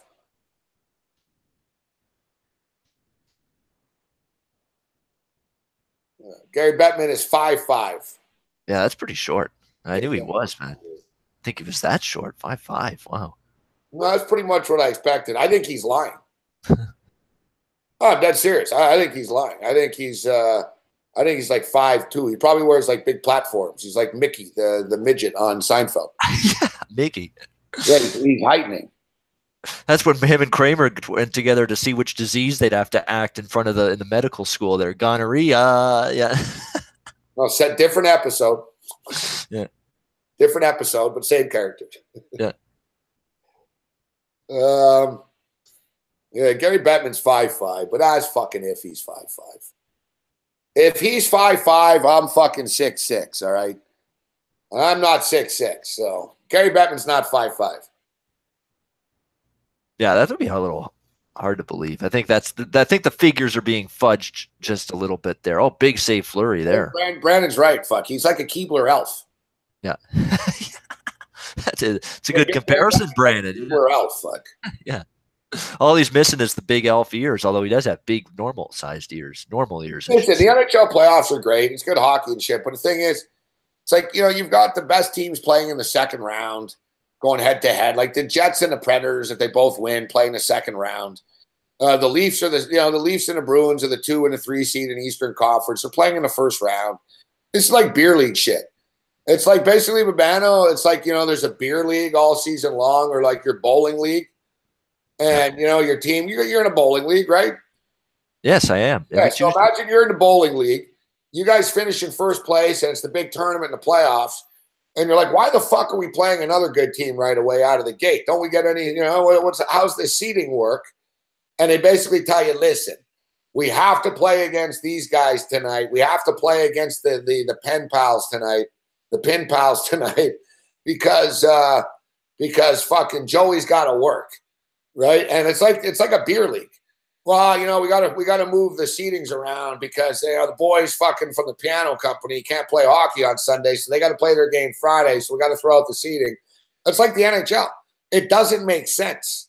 Like for a professional sports league, like the logic of this, of having the best teams play each other in the second, what is this? Like fucking Benjamin Button? Like, why don't we just fucking put teams that didn't make the playoffs in the Stanley Cup? Fuck. It's like it goes fucking backwards. But I tell you what, the NHL players, they agreed to this bullshit because they're a bunch of stupid beer drinking, coke sniffing, puck fucking bunny chasing motherfucks. You know what? I was really, and I'm still kind of upset with this whole format. Like, I understand division rivalries. They want to emphasize that. Let's have divisional matchups in the first round and the second round. But they've done it to skew and disrupt the fact that the top two teams in each conference can't necessarily be guaranteed to face each other in the conference final. They might be facing each other in the second round. We saw it with George Kurt said, Babano, and it's true. You know why they did this? It's because they're cheap. It's all close. It's geographically close. You know, LA, Vegas, Minnesota and Winnipeg, Toronto and Boston. You go down the list, it's like, oh, they're rivalries. It's like, yeah, they ain't fucking rivalries. People are sick of the same fucking matchups every fucking year anyways. I love the rivalries, but I don't want to see, I'm sorry, I do not want to see or need to see Pittsburgh versus Washington every fucking year in the playoffs in the second round. Well, I don't need it. Yeah. I know, because they want it on TV. You know what I mean? Well, we need to guarantee that these two don't need it. The thing is, what's the fucking point of having fucking seeds if it's like the NCAA tournament? It's like the 1 seed playing the fucking 4 seed in their first game. It doesn't make any fucking sense. It's like there's some sort of like little welfare bracket every year in the NHL. Well, these 4 teams suck, but one of them, remember last year, same bullshit. Well, these teams suck, but one of them's going to make it to the semifinals, right? It's like this every fucking year because there's this little fucking bracket that's just a bunch of fucking losers where you don't have to play anyone good, and then you get to the semifinals. It's bullshit. And you got other teams that bust their ass all year, get 112 points. Hey, good for you, fuck. You play the 2 seed now. It's stupid. Like, it's pointless to even have these fucking stupid fucking seats. I got an issue with it because of the fact that Pittsburgh and Washington last year, it wasn't even close. They were clearly the top 2 teams in the Eastern Conference, and yet there they were matching up in the second round instead of the conference final. And we've got that possibility again this year with Winnipeg and Nashville. They're in the same division, so if they meet up in the playoffs, it's going to be in the second round, not in the conference final. Time that Winnipeg and Nashville would have to play each other in the next round right away. It's tough. It gives a free pass to the other teams, right? It's just whatever, you know. Look at the standings. Look at the standings in the West this year. We got Nashville 117 points, Winnipeg 114 points. Then you've got Vegas 109. So there you go. I mean, Nashville and Winnipeg, if they seeded it 1 through 8, 1 versus 8, 2 versus 7, like the old format, you'd get Nashville, Winnipeg in the conference finals if they meet up. But no, not this year. You're going to get them in the second round, and you're going to get a oddball conference final now. No, just like with Pittsburgh, Washington last year. Yeah, exactly. Because basically they want manufactured series. They want to guarantee that certain teams play each other instead of just like letting it happen organically. It's dumb. You know, they know it's dumb too. Like behind the scenes, they're aware that they're mocked for it. People laugh at them for it. Like they're aware of it, but they're the NHL. So it's not like they change things quickly, but they're going to address it. I mean, their whole divisions, their whole little format's fucked right now. No one likes it. You know, there's maybe a push to go to 3 points for a win. They're all over the place with this. Problem with the NHL is, like I said, they're very slow on things to move. So even though they know it's wrong, they'll still do it. Look at the World Cup, right? Like they're going to do it even though it's a bomb. They're stubborn like that. But, you know, it's funny because the NBA, Babano, is going to the opposite. The NBA is, you know, they want to fucking have it more competitive and more fresh and shit. So basically, they want to do it so basically the Toronto Raptors can play the Portland Trailblazers in the first round and stuff. Like, and that's what would be cool. So imagine, you know, 1 through 16, the Lakers made the playoffs. The Raptors and the Lakers could play in the first round type of shit now, you know? They want to get fresh matchups so it's not stale and it's cool and different, different matchups. They're tired of the same shit in the NBA and the same outcome. So they're going to shake up the fucking lottery balls, which I think is a good idea, actually. Yeah, it's not bad. I mean, you still want there's some people that are going to say we still want just the East playing the West once, and that's in the finals. That's going to be the counter argument to that. But for seeing fresh matchups, it would be very interesting for sure. LA's buzzing here. You might want to bet LA actually in game if you like that side at all in this game, just because they have really played good in the start of the second period. They've had most of the pressure.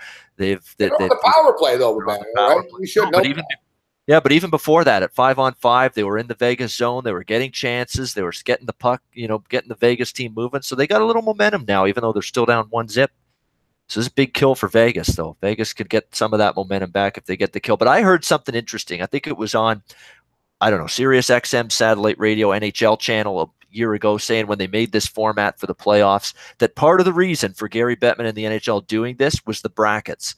They wanted people to be able to do a bracket-style tournament, fill out your brackets. What is this, the NCAA tournament? You don't get a quarter of the eyeballs the NCAA tournament gets.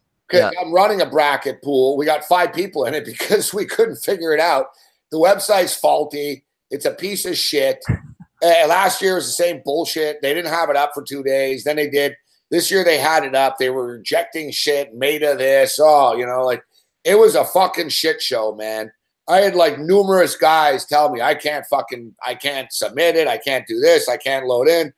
It's like the end, and you're right. They wanted a bracket, and what's the fucking point for the stupid fucking bracket? 16 teams. It's not 64 teams. It's not even an exciting bracket where you got all kinds of big upsets and this matchup and who's going to go forth there. And we want to be the NCAA tournament, though. We want to get that kind of mystique going behind the Stanley Cup playoffs. So you don't get a quarter of the eyeballs the March Madness tournament gets. So pipe down, Gary. Enough with that. That's ridiculous. If that's the main reasoning, that's horrendous reasoning. That's horrendous logic. That's a horrendous thought process, period. With the price of gas and shit, though, and flight, Babano, it's like Major League Baseball. They're going to reconfigure everything in a couple of years in pretty drastic ways, too, as opposed to at least the way a lot of people know the game now. They're going to shake things up. And same thing, baseball, they're tired of the travel and shit. They think they spend too much on gas and flights, and they want to get shit more. Like they want the Angels and the Dodgers playing each other all the time now. They want the Mets and the Yankees are suddenly going to be in the same fucking division and shit. Like they're going to shake things up pretty big in baseball. And one of the driving forces of this was cost. They play 162 games. It's a lot of fucking miles. Air miles, yeah, exactly. Right? A lot of itineraries have to be. So it's funny though, man. They're going to sell though the rivalry. Who doesn't want to see the Angels and the Dodgers more, right? That's great for you, the fan. Really, yeah, it's good for people in LA. They'll like it. Dodgers, Angels, fucking 12 times a year, 19 times a year suddenly or whatever. They're into it. But at the same point in time, it's a win-win. They know the Yankees and the Mets play each other in Bano, whether it's at fucking City or whether it's in the Bronx. They're going to sell out those games. And then suddenly, they're not traveling anywhere, bro. You know what I mean? They're not spending money on travel suddenly. It's the same shit, like the Cubs and the White Sox. And, they'll have Montreal and Toronto in the same shit. Like, that's the route that they're going to go. They want to get everyone fucking closer together. Because if you look at baseball right now, and in the way they are, there are a lot of random teams in weird divisions, Babano, if you actually think about it geographically. Well, that's what they're going to spin it at. We want to get the local rivalries going. We want to strengthen it. We got Angels versus Dodgers more often, Mets versus Yankees more often. Rivalries. Maybe do more with the Baltimore, Washington. Yeah, exactly. That's another good one. They're going to put the rivalry stuff on steroids by having them all the time. Couple of other matchups. They're going to shorten the season. Now, nothing's set in stone, but the plan was they're going to bust it up. They're going to shorten the season. They're going to go to 154 games. They're going to cut 8 games off, which is 1 week from the regular season. But in exchange for that, because they got to get the money back, they're going to fucking have another wild card play-in. So basically, the wild card, the 1-game wild card they have now, they're going to turn that in to a best of 5, I think, or a best of 3 or something. it's going to become a real like series. You know what I mean? I think that's good. I actually don't mind that at all. I think the one game shootout was very. Yeah, I've never been a fan of the one game fucking wild card either. Yeah. I mean, one game, free roll type of deal, and your pitching staff is then, sort of messed with and fucked for the next series. I didn't make it a series. Like, let's do this thing the right way. If you're going to allow this team to even have a sniff of the playoffs, I don't consider one game a playoff. I'd make it best 2 or 3, not best of 5. Best 2 or 3. You know what I mean? Good. I agree. We don't need a ton of more series. We don't need a best of 5 wild card, best of 5 division series, best of 7 LCS and World Series. That's too long at that point. It's extended. It becomes exacerbated. You don't need that much. So from that standpoint, I agree. Best of 3 if you're going to extend it. Yeah, in my day, man, it used to be best of 5. The NBA used to be fun with the first round 5 games because it leads to upsets and shit. That's when you get upsets. It's hard for a team that's not as good as the other team to beat them 4 out of 7 times. You might be able to upset a team twice. It's just hard to beat them 4 times. When you're playing a 5-game series, man, you see with baseball oftentimes, Babano, the worst, the underdog wins. How many times do you see that, Babano? 5-game series in baseball, visiting team gets that first fucking home game, first road win in the bag. Suddenly the fucking home team's panicking. They lose. They're down 2-0. The series is over. Fuck.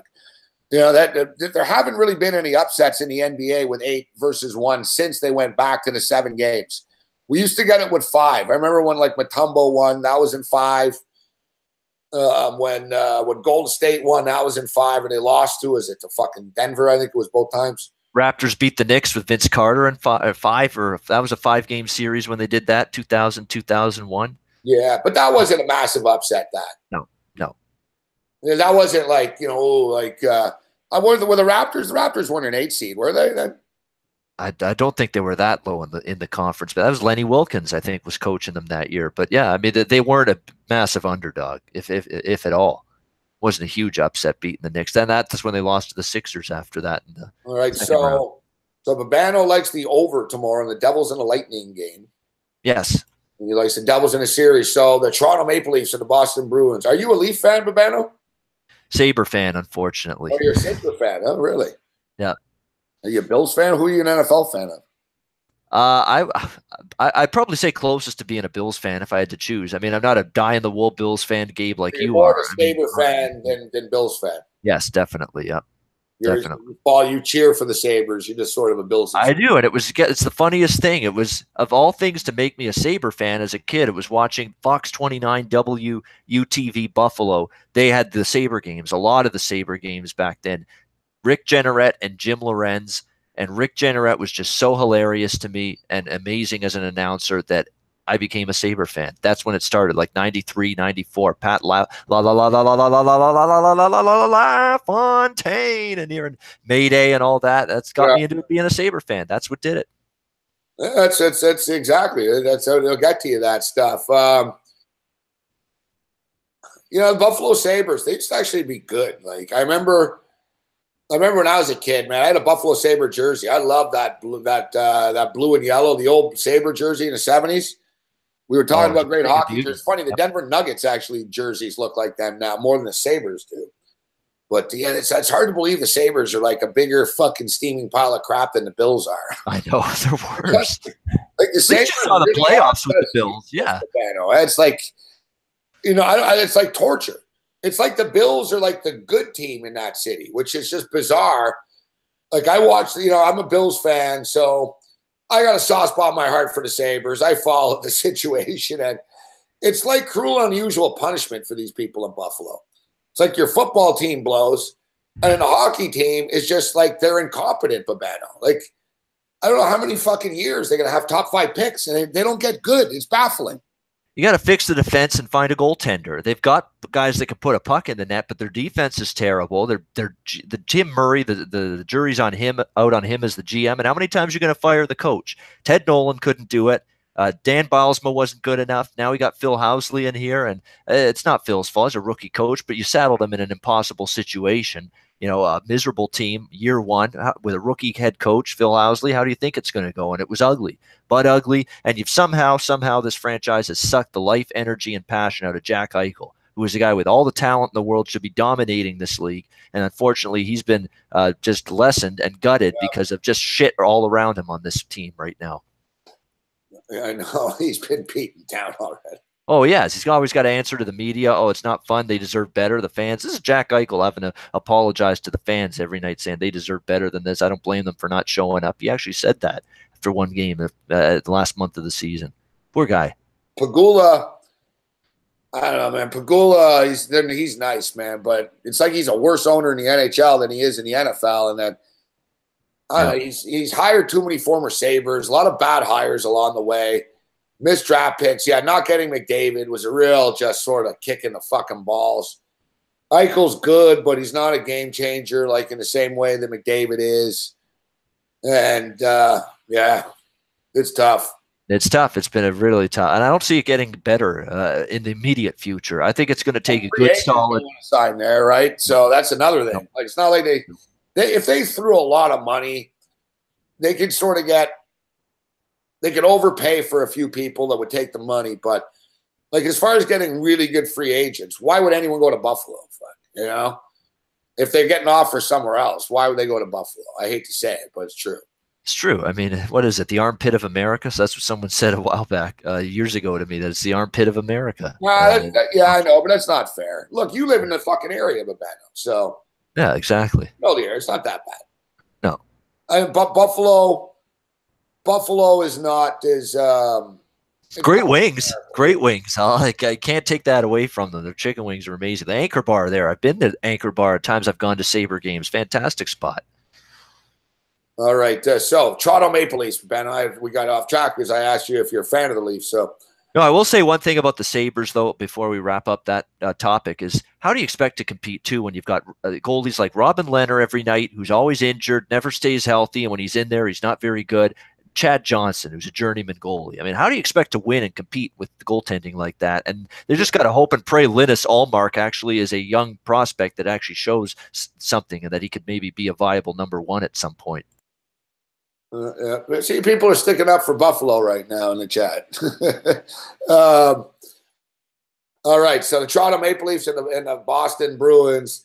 It's amazing, man. The Toronto Maple Leafs, we all remember, it feels like it was yesterday, but our lives go by fast, don't they? Babano, it was hard to believe, but it was actually 2013 that the Toronto Maple Leafs blew that 4-1 lead late in the third period of play in Game 7 in Boston. So that was 5 years ago.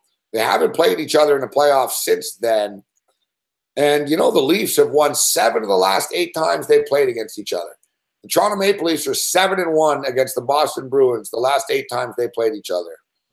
Yeah, I think Toronto's got a chance in this series. Boston, for as good as they were in the second half of the season, and they were one of the best teams, maybe the best team in the East from December on, their last week of the season was not great. I mean, they got shut out by Tampa. They lose twice to Florida, including at home. So they're kind of limping into this series. I'm not going to bet Game 1. I'm going to sit back, see how it goes. I'm actually going to root like hell for Boston tomorrow night in Game 1, because if they win Game 1, here's my strategy and my philosophy here. If they win in Game 1, Boston, Thursday night, tomorrow night, Game 2 of this series is Saturday night, NBC primetime game. It's going to be Doc Emmerich, the main crew, NBC Saturday night, Game 2 in Boston.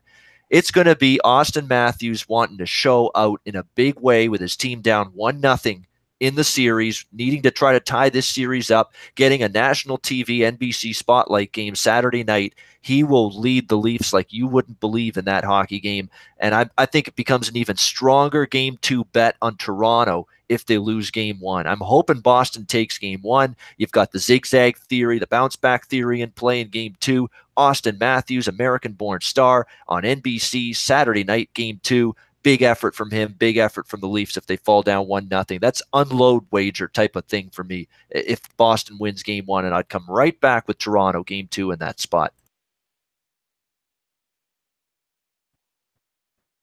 As Gabe's taken off. But yeah, I mean, I think that sets up perfectly with Toronto in that situation. And Toronto could win Game 1 tomorrow night. I'd probably still look to the Leafs in that Game 2, but I like the Austin Matthews playing on an NBC Saturday night game. He's going to want to just terrorize Boston in that Game 2. Yeah, that's the one thing you're right, Babano, I like about the playoffs is the zigzag theories, or not just an automatic zigzag theory blindly, but situational plays, right? The team loses here, or they lost 2 there, or, goes back here, home team losing. Oftentimes, we'll get into some of the trends and stuff as the playoffs go on, but I get where you're going with that. I think the Toronto Maple Leafs are going to come out of the gate. I think, Boston stumbled against Florida on Sunday. I think the Toronto Maple Leafs are confident. And I think that Babcock is going to stress the importance of winning early in this series and not digging a hole for themselves. I think the Toronto Maple Leafs are going to come out flying tomorrow night. Now, I can't tell people it's a lock that the Leafs are going to win the series, but I do think they're going to win the series. I think people are sleeping on this Toronto Maple Leaf team. They need to get strong goaltending, and the young kids have to step up and get it done. But there's no reason that they can't. They played well last year in the playoffs. I think the progression continues this year. I think they beat Boston in 6 or 7 games. Yeah, and you know what? It's funny because they started the first round last year on the road against the Washington Capitals as a rookie-laden team. It was year 1 for Nylander, for Matthews, and for Marner on that Leaf team. And in those first 2 games in Washington, they lost game 1 by a goal in overtime, and they won game 2 in overtime. So they were really an overtime loss away from walking out of Washington. 5 of the 6 games went to overtime in that series. They were that close. They were that close away from 2-0 series lead after game 1 and 2 in Washington when that series shifted to Toronto. And they had a chance right there to win both of those games on the road. And I think they're going to have a chance to win both, at least split the first 2 games in Boston. Now they lost game 1 last year. I'm thinking they're going to lose game 1 here. And I hope that's the case because I'm going to absolutely love Toronto in game 2. I'm going to bet them either way, probably even in game 2. But game 2, especially if they're off a loss, love that spot. All right. Columbus and Washington. This is a series, I can't lie, that I've wavered on a little bit. Part of me believes in the Capitals and thinks, you know what, there's not any pressure on. It's almost like the Sharks all the time. There's not any pressure on these guys. They can come in here and play. But the fact of the matter is the Columbus Blue Jackets are hot right now, yet the Jackets always choke in the playoffs as well, Babano. So it's not like they have any track record of greatness. I've heard so many people, you can't trust the Capitals. You can't trust the Capitals. Yeah, can you trust the Columbus Blue Jackets? I don't know. They've had a couple of years of a first-round loss with a team that was very young both years. We've seen a Washington team that has now gone 9 seasons without getting beyond the second round, and they've had veteran teams most of the way. So as much as Columbus has had these little playoff failures. Second round, not first round though, right there, right? Second round. Second round. And they have won a lot of first-round series. It's not like Washington's been bounced the first round very often during this 9 out of 10 years that they've made the playoffs. But this is going to be a tall order for Washington, I think. I don't love the Philip Grubauer starting this series in net theory for Barry Trotz. I know he was the better goalie than Braden Holtby late in the season, but this is a guy with no playoff experience, a guy that's now playing way more games than he's used to. We talked about that with Vasilevsky. Is he going to be ready to go for game 1? I know Bobrovsky's got concerns, but Bobrovsky's 2 series losses with Columbus were Pittsburgh both times. And look what Pittsburgh did tonight. Put up a touchdown for crying out loud against Philadelphia. We know how lethal they are. So I'm going to give Bobrovsky a little bit of a break. And they kicked the extra point to Pittsburgh. Unbelievable job they did tonight. But, Bobrovsky, I'm going to give him a little pass. Columbus has way more depth offensively. Josh Anderson and Bjorkstrand and Wenberg and Cam Atkinson. I just realized, I think the Penguins scored more than the Steelers did against the Jags. Very possible. I mean, unbelievable. 7 goals, natural hat trick for Crosby in that game. Columbus scored 3 goals or more, by the way, 14 of their last 17 games. The over was 3-1 in the 4 head-to-head meetings. And by the way, Washington Capitals, I've bet this a lot this season. Overs in Washington games when they're off 3 days rest or more. That means extended rest, and that's the situation here. 9-1 to the over with 3 days rest or more for Washington, and you're getting 5.5. I think so. 3 days rest or more. They're 9-1 to the over. You got 5.5 at plus 100, even money. That's cheap. We'll go over, and I kind of like Columbus in game 1 as well. Yeah, I'm leaning to Columbus. I took Columbus in our bracket challenge. I took Columbus to win the series. When push comes to shove, I can't have confidence and believe. I just can't pull the trigger here on the Washington Capitals. They're a favorite too. I mean, a favorite in any series at the playoffs, Washington. Oh, that's tough. It's tough to trust. Holy motherfucker, Banno. You see the line for the National Predator game right now? I didn't realize it was that high. Yeah, it's huge. Minus 300. It is. Yeah, it's minus huge. 300. Holy shit. Fucking high.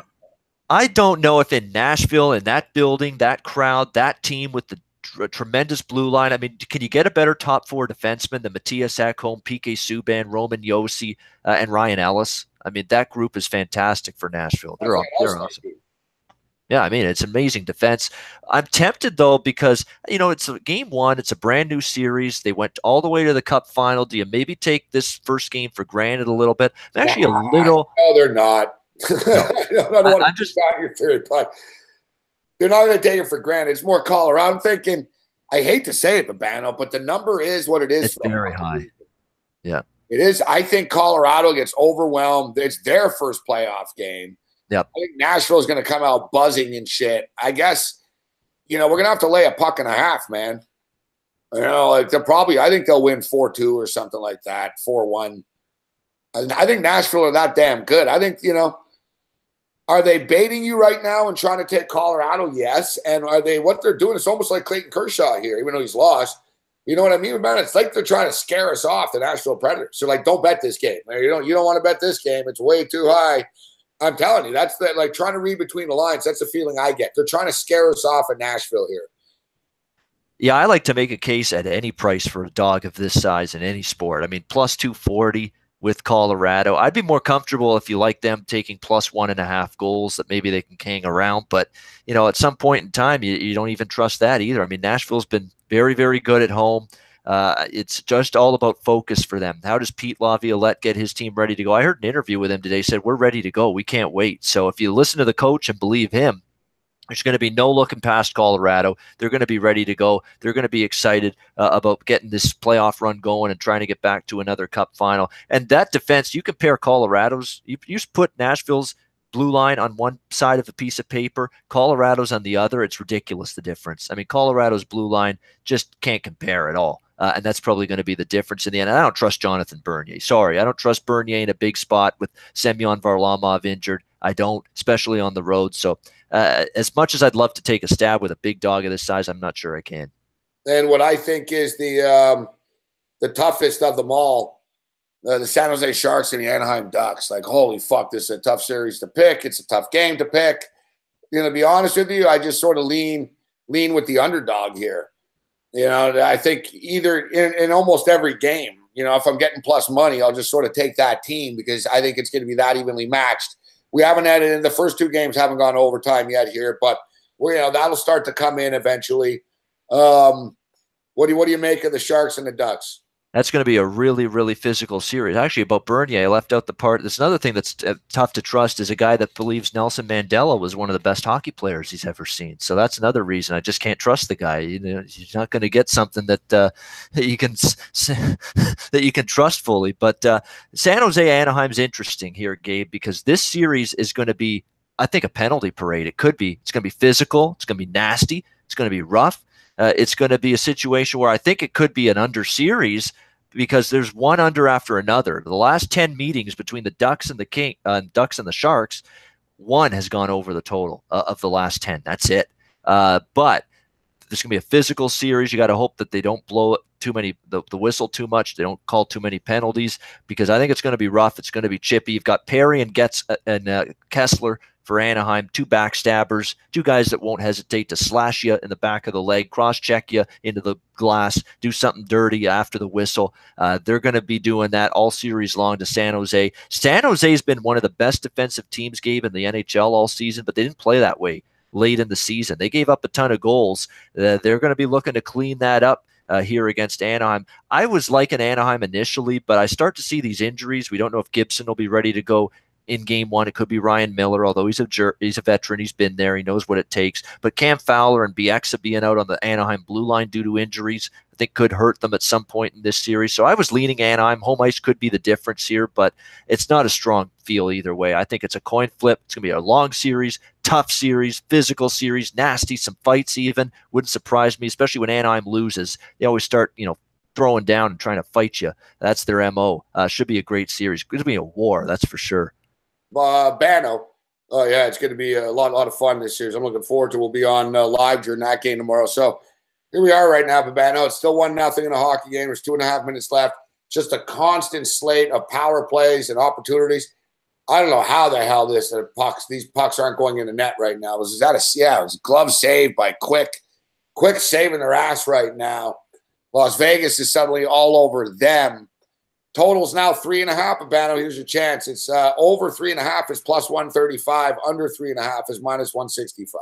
Yeah, it's right around the time I bet that live in-game over with the Minnesota Winnipeg. It was 3.5. Like I think it was before the second period or early in the second when it was 3.5. And I said I'm going to get in on this now. But then it was the third period when the goal outbreak started. I'm going to try to get my way to the end of this second period. Hope it stays 1-0. Then I'll jump in on an over at that time. So I'm sticking with it. If you want to join me, this is what I'll be doing. In-game over at the second intermission for me. I'm going to wait and see what happens here. I'm more of an in-game under guy. I almost want to pull the trigger on 3.5, but I know it's not the wisest thing to do. It's because if Vegas goes to 2-0, LA's got to open up. They could get a 2-1 goal, or there's your empty net 2-1 in the last couple minutes. You're right, man. One can go to 4 in a fucking hurry, as we saw in the Winnipeg game, right? Yeah, exactly right. That's that 3.5's big in the in-game. Yeah, I know.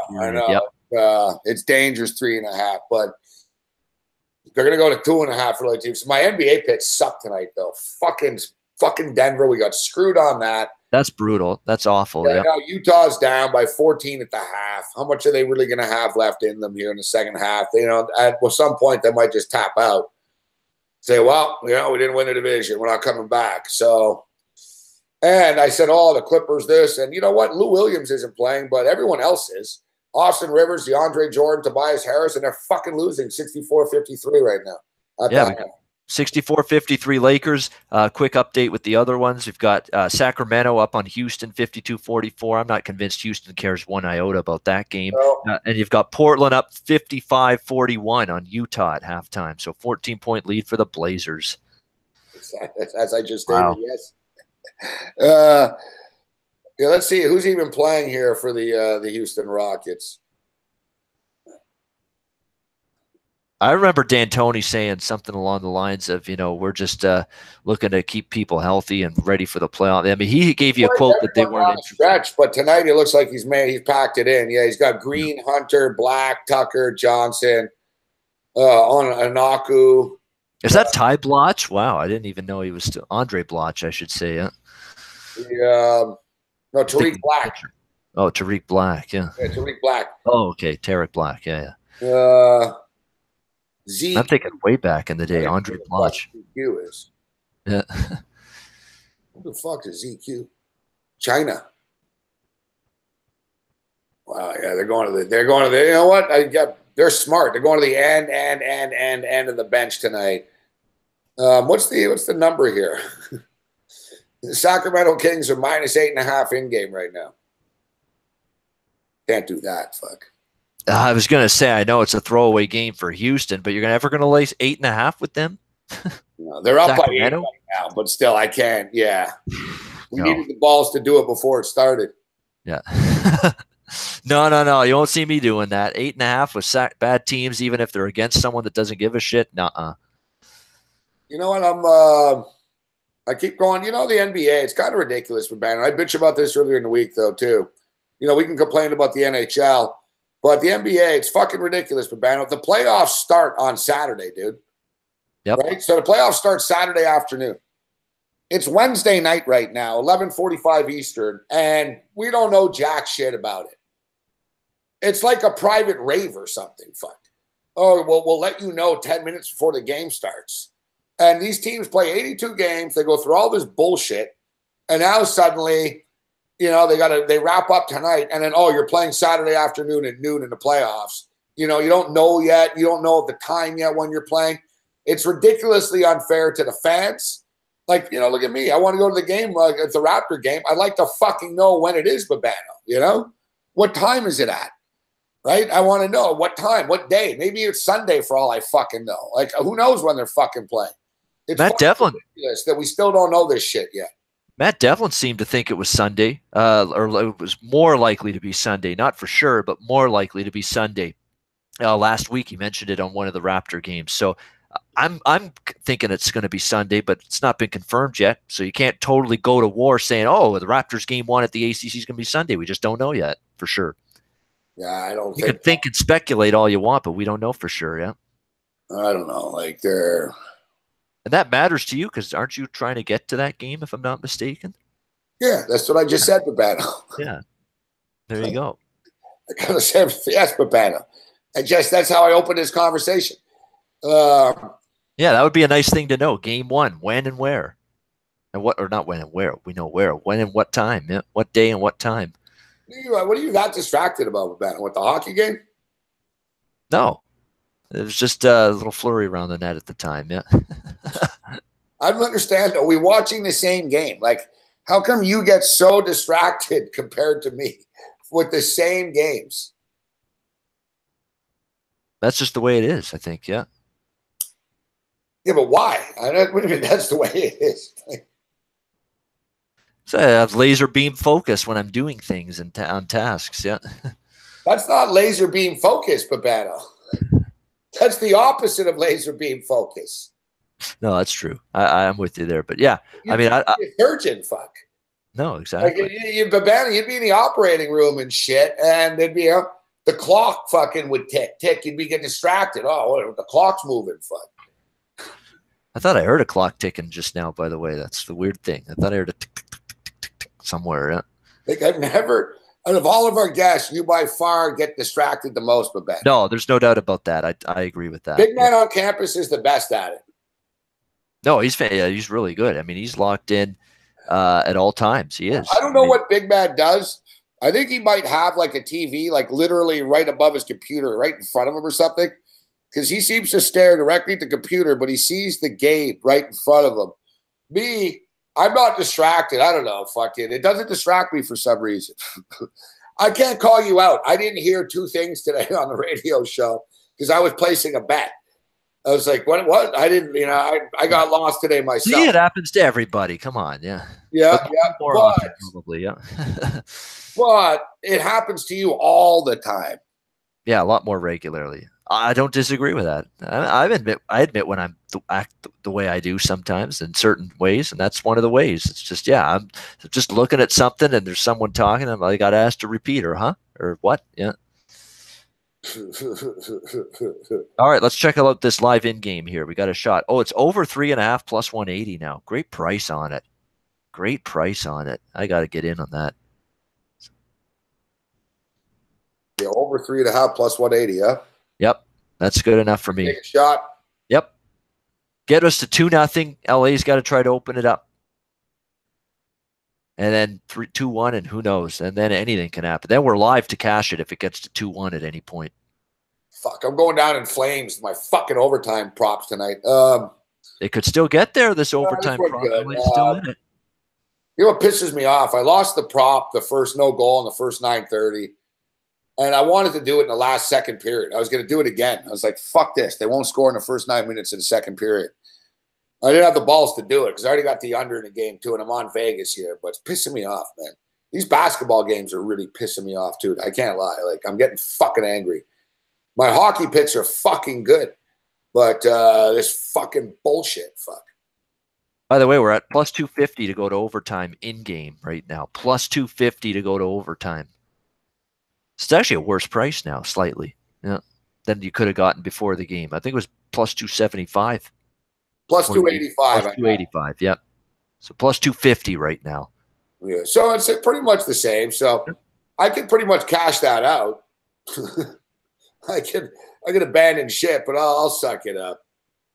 I'll suck it up. I need the fucking LA Clippers to come back, man. We need some good luck here on the way out here with Benham. Well, they're down 9 now. Okay, well, they got the first points of the third quarter. That's a good sign. Now they got to go on a run, which they can. Yeah, you're right. They just hit a 3. It's a good start. You're right. Yep, there you go.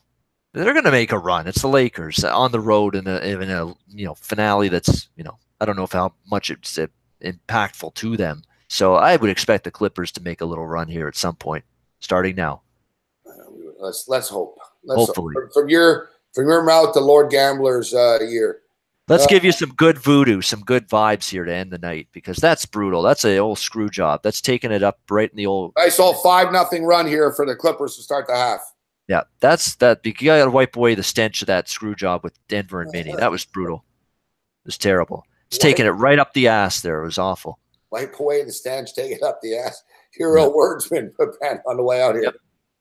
It is. That's awful. That's because you had right side. You had right sides. Okay, those were right side winners in regulation. Denver and the under. They would have cashed in regulation. It was and it wasn't. I'm not one of those guys. I was the right side. I lost, so it wasn't the right side. No, that's right. You didn't get the money in the end. So yeah. I was wrong. I understand.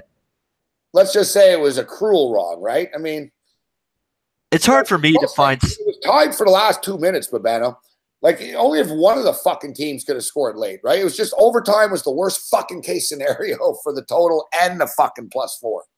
Well, that's the thing. I've got to somehow do a little autopsy and post-mortem and analysis on every bet I make, win or loss. And after a crushing loss like that, in a day or two, I look back on it, say my handicap, my thought process was right on it. But initially, I'm like, okay, my handicap and thought process was right on Denver and the under in that game. But that thought process being right's not going to get me my $250, $500 back now, is it? You know, and unfortunately, that's the way I honestly feel like you do when I lose like that. It's tough. It's tough to reconcile that I was on the right path when I don't have a penny to show for my efforts. It's tough. Yeah, all we can do is Babano think about the good side, right? You know, it goes both ways.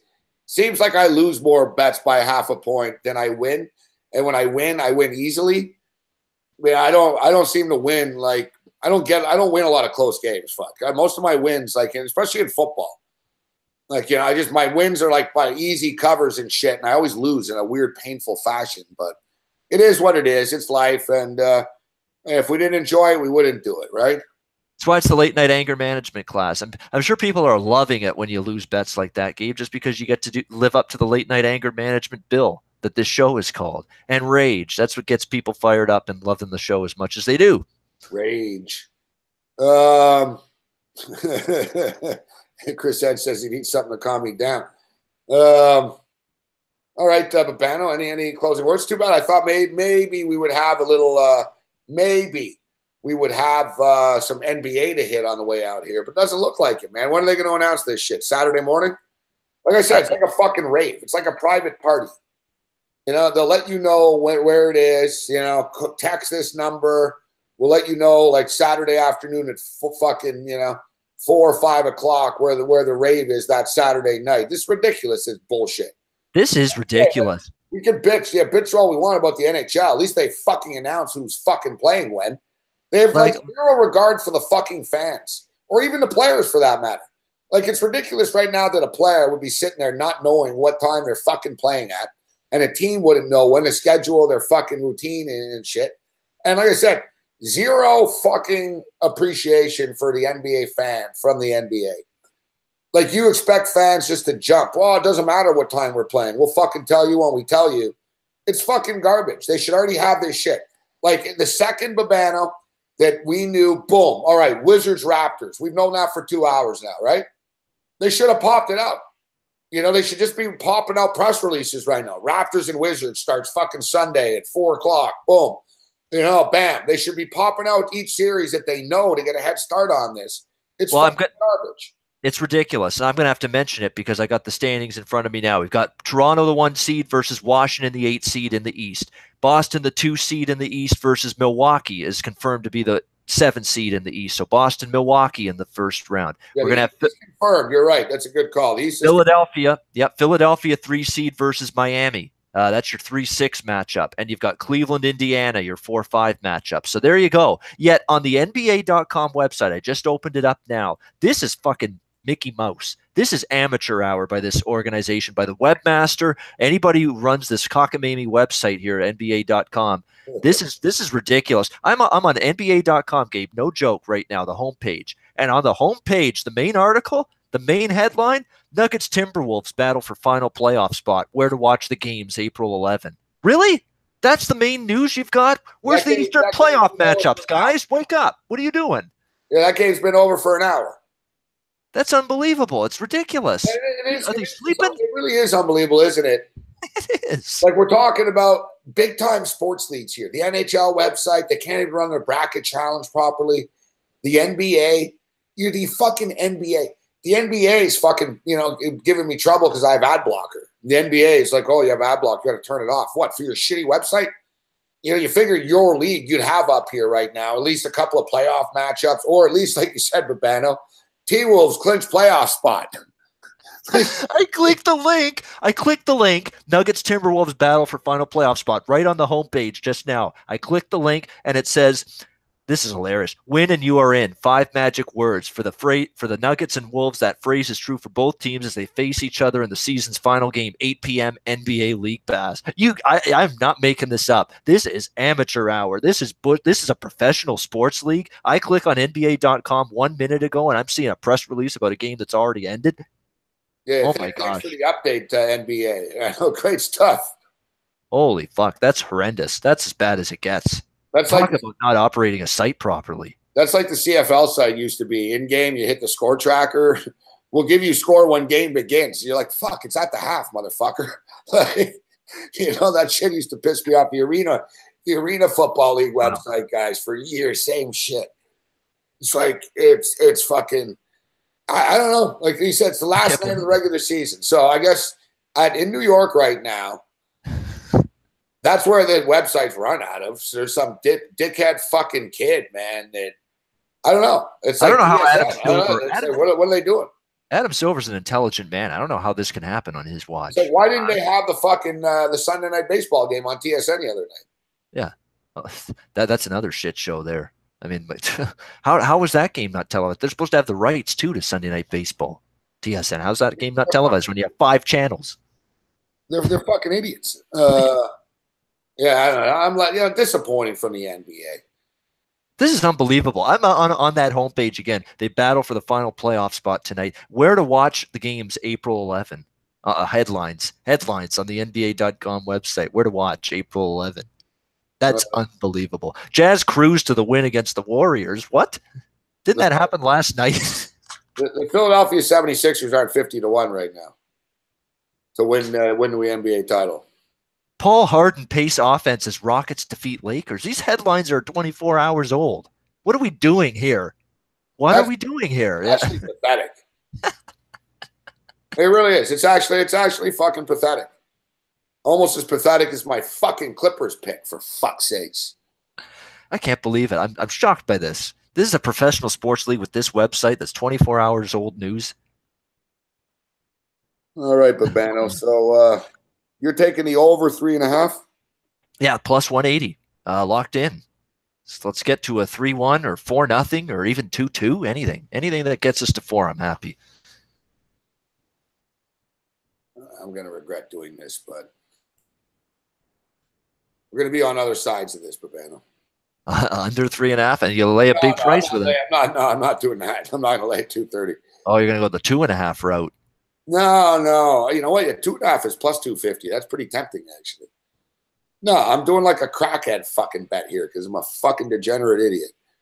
I think it could stay under 2.5, but I do think if it gets to 3, it's probably going to get to 4. That's the way I see it. The problem with the 2.5 bet is, as you know, boom, 1-1, you're fucked, right? Yeah. So that's right. You're done if the Kings tie it. Yep. This is the risky one, Babano. I'm going to say no goal in the first fucking 9 minutes of the fucking third period here. I can't believe this NBA.com website. It's made my night. It's so bad. It's funny. All right, so I just rolled the dice, guys, and I don't know. The ice is going to be fast and shit, but no goal in the first 9 minutes here. The first 9 minutes of the third period. This fucking NBA. God, I hate the NBA. Fuck. As much as I love this league, I fucking hate it, man. This fucking league. This fucking Clippers. Like, what the fuck's wrong with these guys, man? I hope these guys get fucking robbed by the fucking Crips in the parking lot after the fucking game. So you guys are like a fucking disgrace, man. Fucking Clippers. Lose to the fucking Lakers. Your home finale, yeah. Doc Rivers was talking up about how he's proud of this team, fighting Oh, hard. yeah. Fuck. Yeah, fucking proud, Doc. Fuck. Then fucking pay me the money I'm about to lose here on this game. You're so fucking proud of these pieces of shit. They still came up short and missed the playoffs. I know you're proud of the effort. I know you had injuries up like crazy, but still, you didn't get where you wanted to go in the end. Portland are up 63-58 right now. They're looking. Utah's starting to actually climb back. Oh, no, they're up by 15, yeah. Well, they've gone, up by 61-46, yeah. All right, Babano. Well, let's get some good late-night magic going for you. Turn this ship around and end the night with some plus units in your pocket. We'll hope for the best. Hopefully, you cash your bet in the LA game. I get the over 3.5. Let's get it. Positivity. All right, so what time are you guys on tomorrow? 1 o'clock? No, actually, we've got to announce that. Our new playoff show times for the Ice Guys. Monday, Wednesday, and Friday now. Our new days, our new times, 1:30 p.m. Eastern on Monday, Friday, 4 p.m. Eastern on Wednesday. And then Sunday, we're doing a brief 30-minute show at 1:30 p.m. Eastern every Sunday. Me, Dana Lane, Alex B. Smith, Andrew McGinnis, all of us, Ice Guys throughout the playoffs. Check it out. Babano. All right, good stuff, Babano. Thanks. Thanks for joining us this evening. Absolutely, Gabe. Every Wednesday is a lot of fun with you on the air. We'll do it again next Wednesday. Good luck, everybody. Have a good night. All right, there's Ian Cameron, a.k.a. Babano, with us. Who probably heard like about 32% of the best. The best is Babano.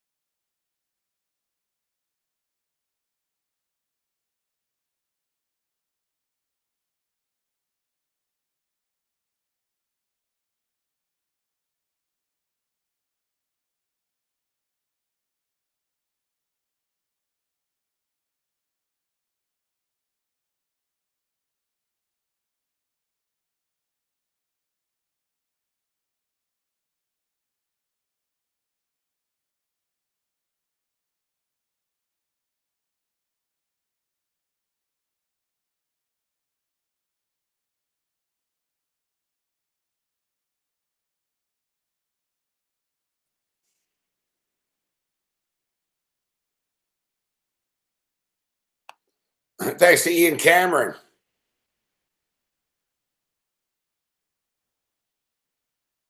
A.k.a. Babano.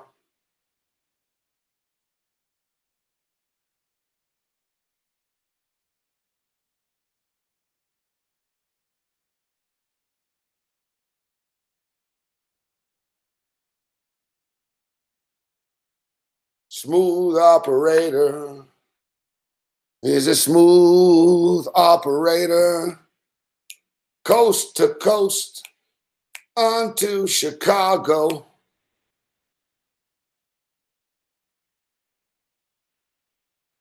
Well, you guys are counting how many fucks I say? Yeah, for the record, too. This morning, I was on with Craig Carton, and he said he was watching this show, and he's like, bro, you took like 9 fucking spliff breaks during the show. I'm like, no, I didn't take 9 spliff breaks during the show. That's a little excessive.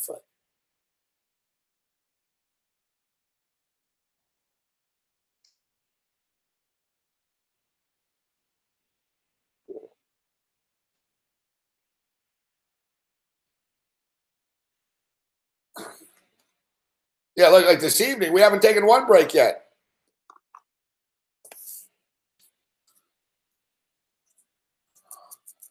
Yeah, we haven't taken one break yet. We're going to have to take a stretch break. It's like the 7th inning stretch.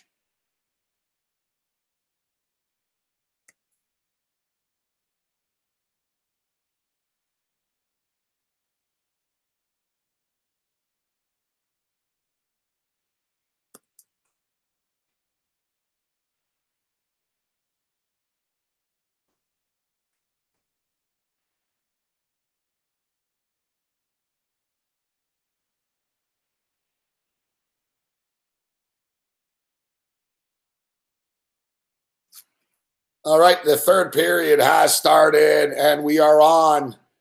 You know, we're on the under 5.5. We're on the Las Vegas Golden Knights. I got the game to go to overtime, and I just bet there'll be no goal in the first 9 minutes and 59 seconds of the third period of play.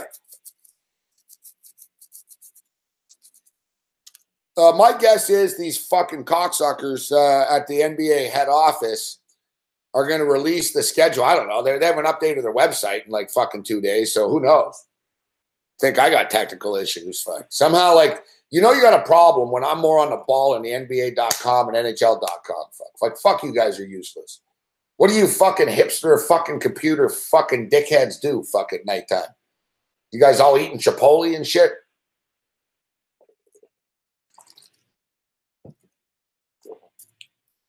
Update the damn website. Fuck. Adam Silver wants a fucking 1% integrity fucking fee. Fuck yeah, integrity fee. You don't even know when your fucking goddamn games are. We know you guys are scratching lineup fucking 2 minutes before the game. You want to, you got a lot of nerve with the integrity fee. Like, if Silver's getting a free pass on this, if Gary Bettman asked for an integrity fee, people would fucking laugh him out of the building. Somehow Silver did it, and I don't know. Integrity fee. You should fucking, you want integrity, you should fucking give every NBA fan fucking money back. Where's our integrity fee? Fucking George Costanza's got more fucking integrity. Ted Danson. Want the Ted Danson plane. Now I'm all rattled. I'm fucking spilling weed everywhere. Fuck me, man. It's all the fucking NBA's fault, too. It really is. Fuck. I would be enjoying myself right now. It's fucking first night of hockey playoffs, and I got to ruin it with the last night of the regular season of the fucking NBA. Fuck, man.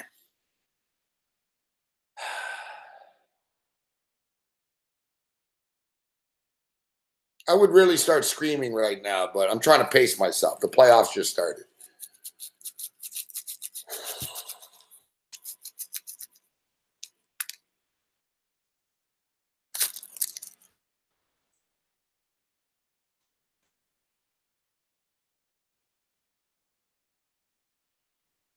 Yeah, we got 5 NHL games on the board tomorrow night. Tonight's just the appetizer. Tomorrow night's going to be wicked. Tonight, just 3 games. Tomorrow night, we got 5 NHL playoff games. They're all going to be good. We're going to make money. We're going to hit it.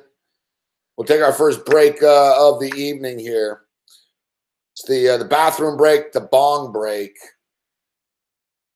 Bathroom break, bong break, beer break, 7th inning stretch break.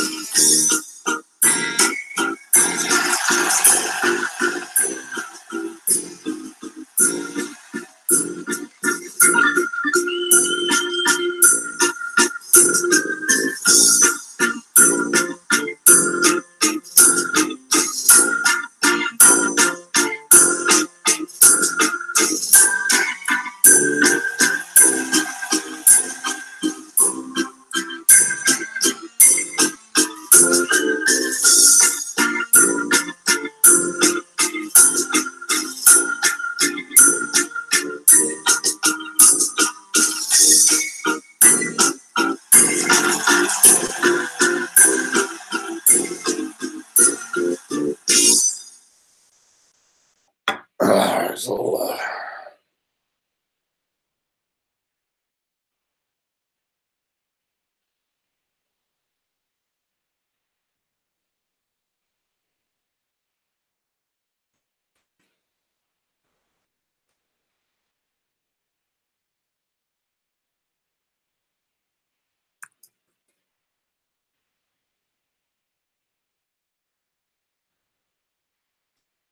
All right, as long as it is the NHL playoffs, we'll take a quick break, but we'll leave you with a little something here.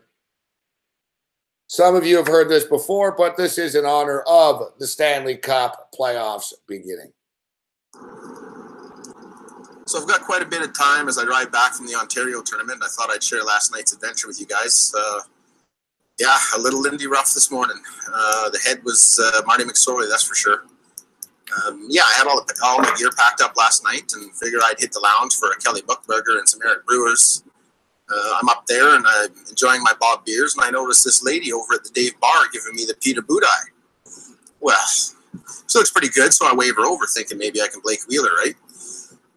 She gets a little closer, and yeah, she looked like a Neil Sheehy with a Doug Weight problem. I was convinced she was actually a James Van Riemsdyk.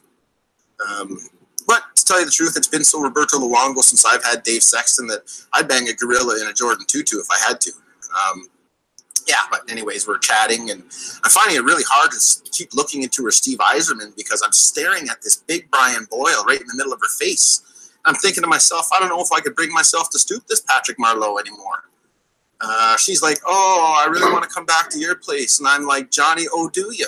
I'm not so sure anymore. So, you know, I excuse myself, go down to the little Daryl Boyce room and, you know, think about things. I'm in there and I'm washing my hands, and she bursts through the door, pulls out my Mike Babcock, and starts giving me Victor Hedman right in the Eric Stahl. I mean, I was convinced this chick was a Joe Nieuwendyk, but whatever. So, you know, 23 glorious seconds later, I hand her a towel so she can wipe the Alexei Semenov off of her face, and we're heading back to my place. So, you know, I pay the Rick Tabarachi, and out the door we go.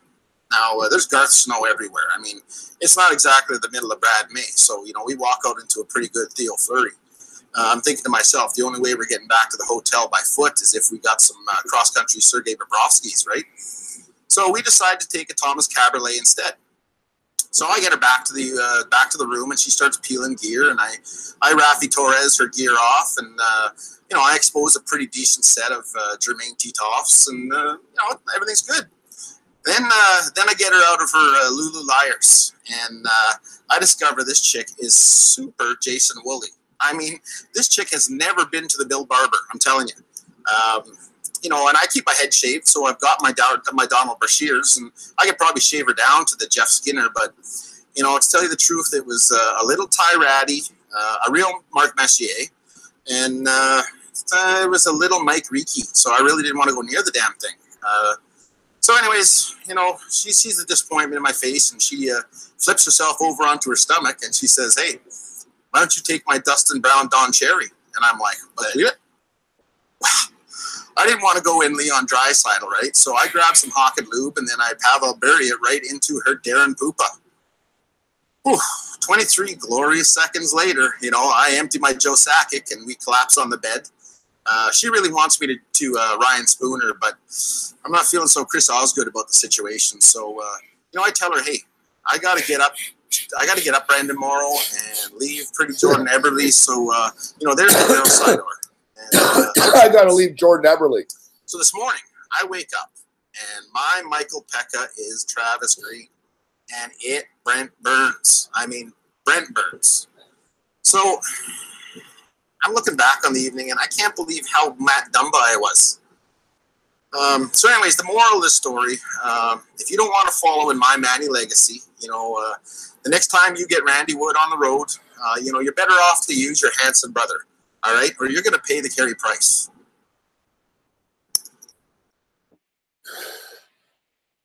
Well done. Well, bravo. My favorite is Johnny Oduya.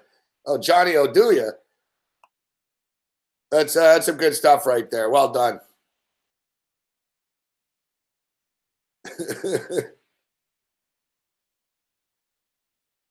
Yeah, we figured in honor of the NHL playoffs, we'd drop the NHL name drop.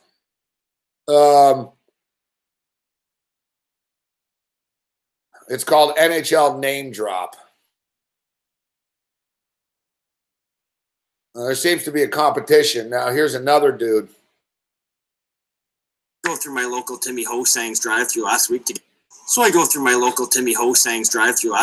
my roll up the rim job.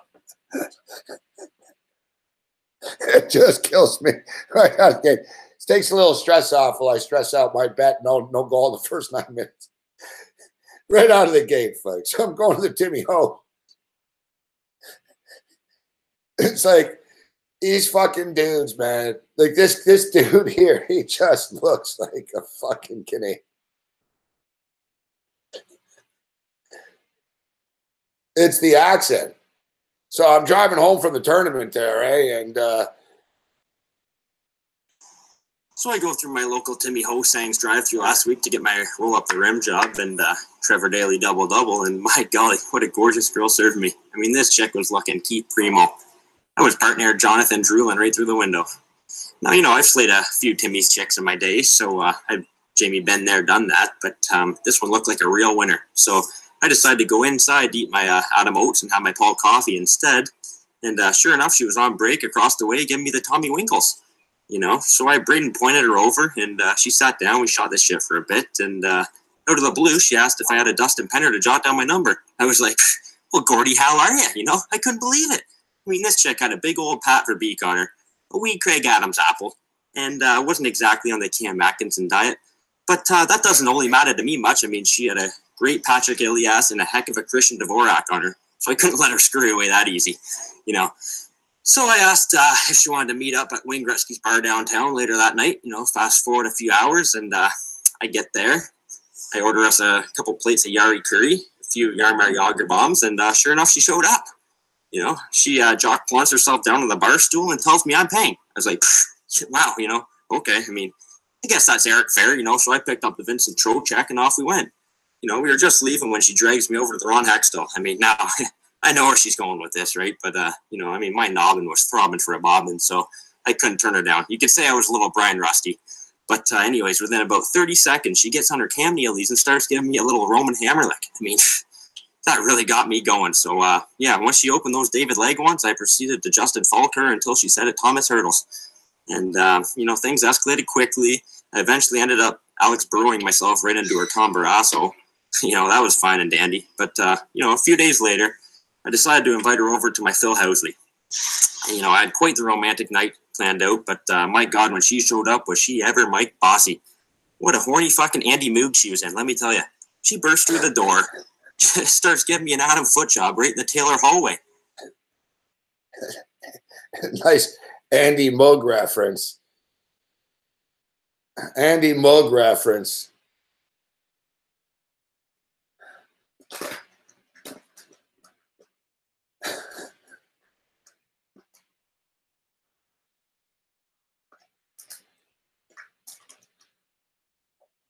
All right.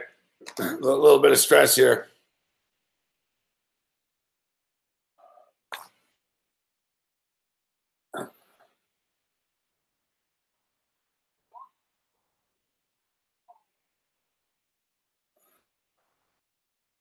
I got to survive another minute here.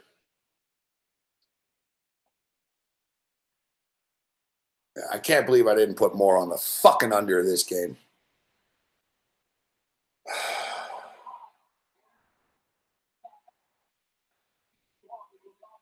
$10 minutes and 50 seconds remaining.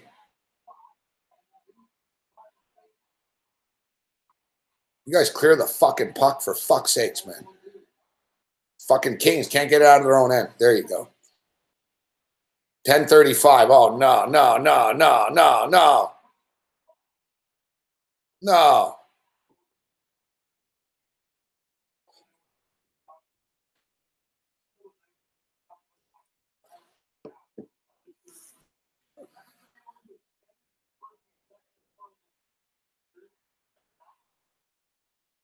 I've lost this bet before with 1 second left and shit.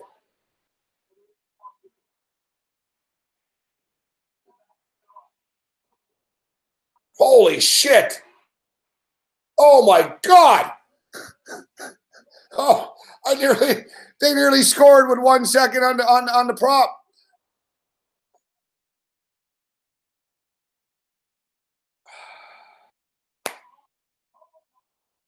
Oh. Oh. Where's the puck?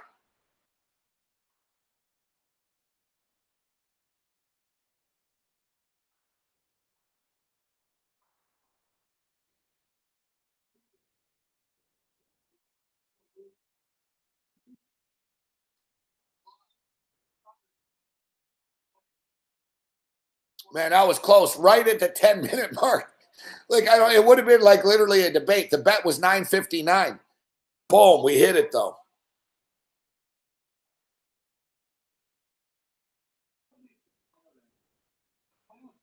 All right, check mark. Winner. Plus money too. Hey, I'll take it. Plus money, baby. Utah Jazz, though, that's a shitty pick. Fuck, they're losing by 21 points. They're done.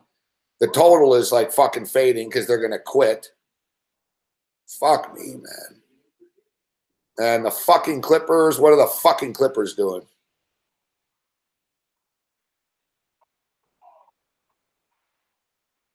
Oh, the Clippers are down by 20. That's nice. Yeah, great NBA picks tonight. Nice to see Joanna in the house.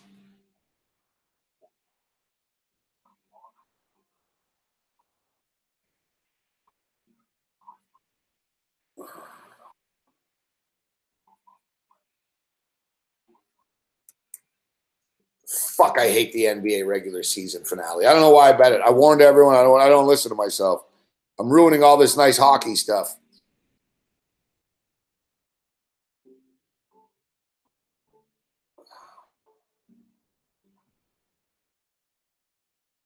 I'm ruining all these nice hockey bets. Fucking Clippers. Fucking motherfuckers. Why did I bet that? Because I'm a stupid fucking person. That's why.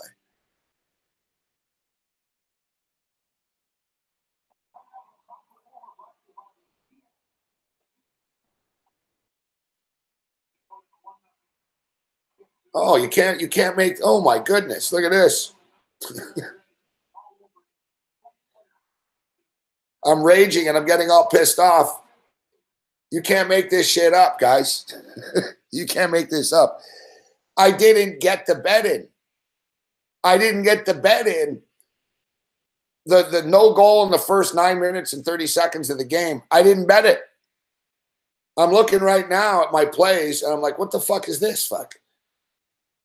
I bet the fucking New Jersey Devils, Tampa Bay Lightning no goal in the first 9:30 by accident.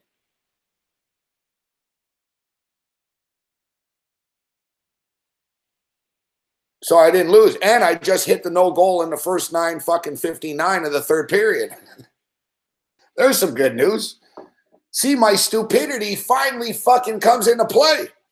It's unbelievable. I'm complaining that I'm a stupid idiot, and it's true. Yet my stupidity finally is beneficial. I didn't lose that bet. I've been sitting here all mad. I'm like, fuck, all night has been bothering me that I lost that. I'm like, fuck, I got Vegas. I got the under 5.5.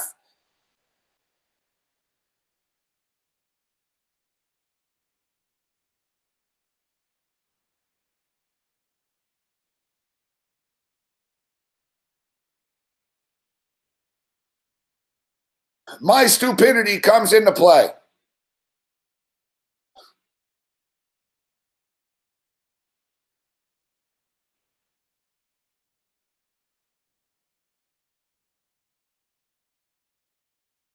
Yeah, the thing is, now I got to cash that out because there's going to be a goal in the first 9 minutes of that game probably.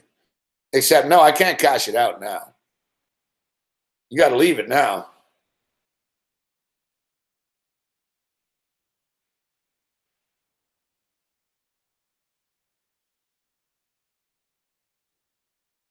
Yeah, my stupidity finally makes me money.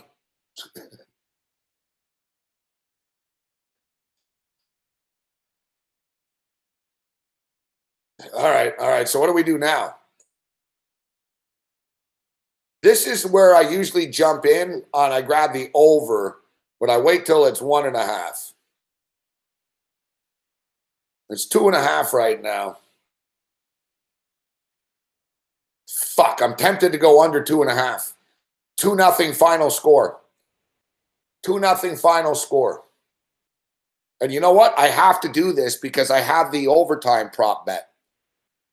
I don't have a choice. This is what you call smart money management. If it goes to overtime, fine. I hit the overtime prop at plus 300. If it doesn't and Vegas scores an empty netter, boom, I fucking win this one. This is risky, and they're fucking moving the line, so I got to click because they're listening to everything that I say.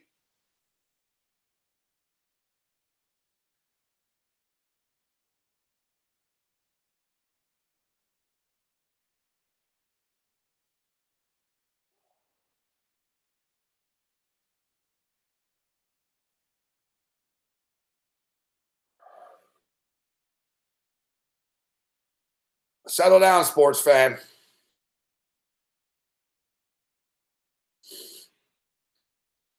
Yeah, we just took it.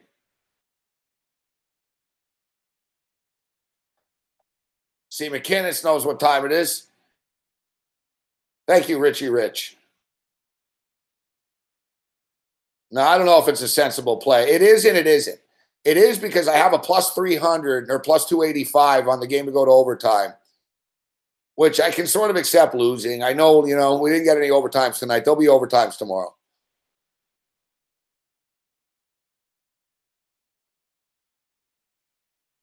I just don't think the Kings are going to score. Fuck. Vegas are all over them. As I say this, watch them score, but we'll see what happens. A little bit of stress job here.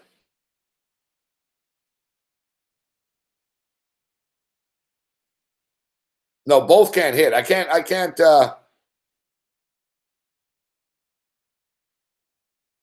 Listen, the overtime bets, you got to just sort of put them in and forget about them. You know what I mean? And accept it. Hopefully, like we hit a few tonight. 0 for 3 tonight, maybe. But here comes Vegas. Oh, dear God. Holy fuck. Betting on hockey is so stressful. Fuck.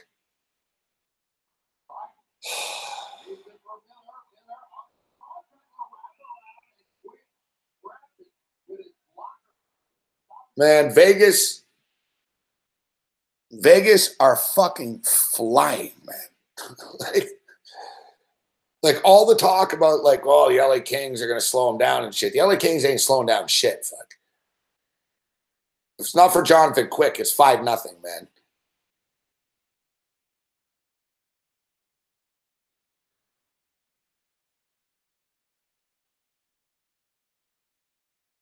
This is the thing, though. At least I was smart enough to abort. Like I was saying, you know what? Vegas are small. They're fast. It's going to catch up to them.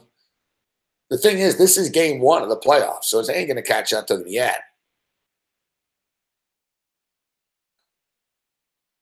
It's amazing, though. They create these scoring opportunities. They just come at you in waves, fuck. And they don't dump the puck. It's just constant playmaking. And it's like, I think defensemen are so used to the NHL, the teams just dumping it in. It's like rinse and repeat type shit. Fucking Vegas catch you off guard because they make plays and they're fucking fast.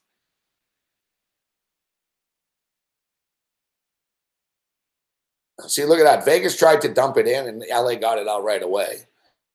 Vegas isn't going to win the dump-in game.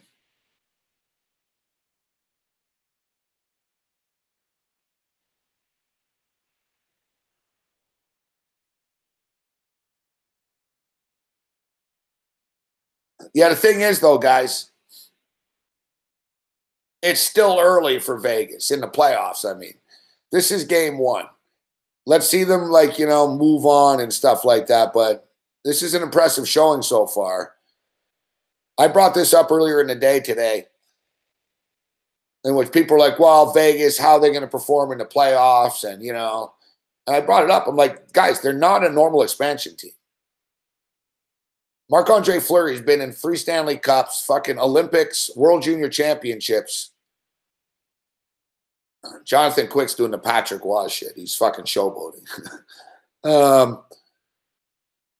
Marc-Andre Fleury's played in fucking like 175 major big-time games in his life. James Neal's played in the Stanley Cup Finals. He's won, he's lost, he's been in the finals. They've got guys. Marchessault's been in the playoffs. They've got guys that have been there before and shit. They're not like kids.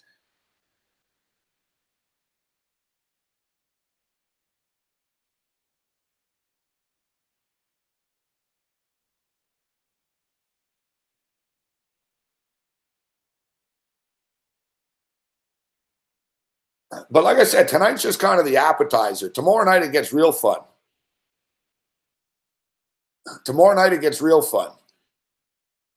And even though I hate the NBA, at least the fucking playoffs will be here. But and look at this. We missed out on another one, guys. We're fucking stupid. Fuck.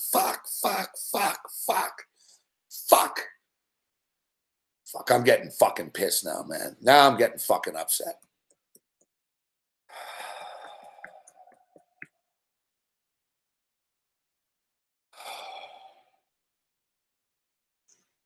Fucking thing sucks.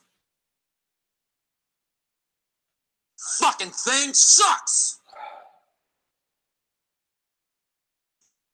Fucking thing sucks. What do we talk about every night? Pacific Coast League baseball games. Pacific Coast League baseball games. It's 13-9 right now in the 7th inning. We're missing out on this shit, guys. We got to start betting the late night fucking PCL game of the night to go over the fucking number, man. Fucking 14-0, 13-0, 13-9. Every fucking night, these fucking guys put up a shitload of runs. Fuck. Except, of course, when I bet in game 15.5, like the fucking jackass that I am.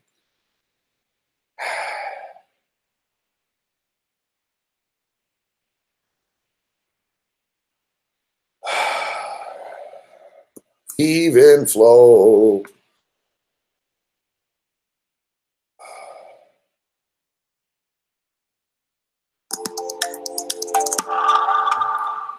Anyone else like to share? How about you in the back with the glasses, sir? My name's Bobby, and I am an addict. Hey, Bobby. Hi, Bobby. You folks aren't here because you're gamblers. You are here because you are terrible gamblers. Hey, Bobby. These folks don't need to stop doing what they're doing. They just need to get better at it. Who's stealing? Please. Who's that? You're a Rickabilly James. Bobby Riggs.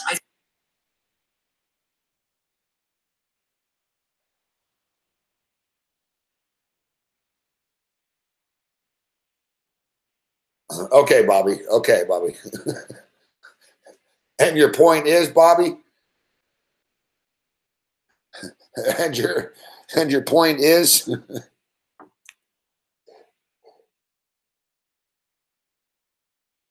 My point is life is a gamble.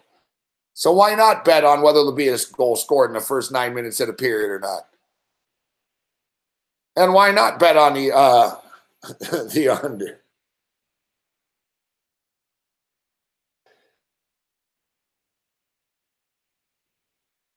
I don't even know. What did I bet on? Fuck. I bet on under 2.5, right?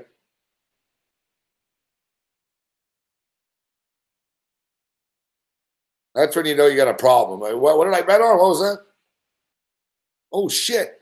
The Utah Jazz are chipping away. They're on a 17-7 run. Come on, Utah.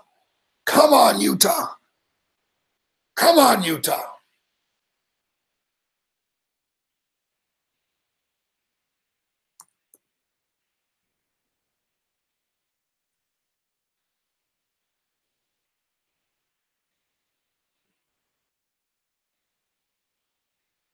Oh, Lord Gambler, in the final night of regular season National Basketball Association play,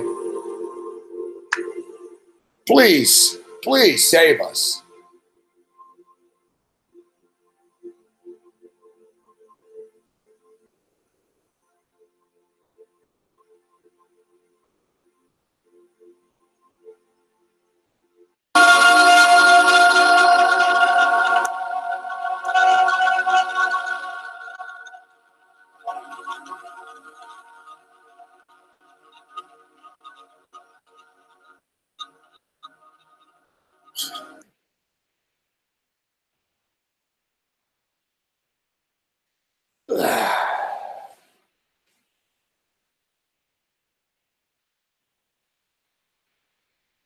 Yeah, where is Bruce Chad?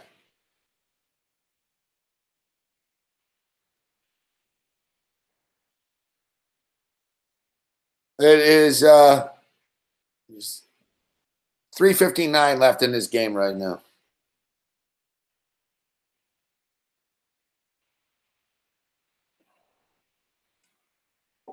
I guess word isn't out that Gary Glitter was a pedophile.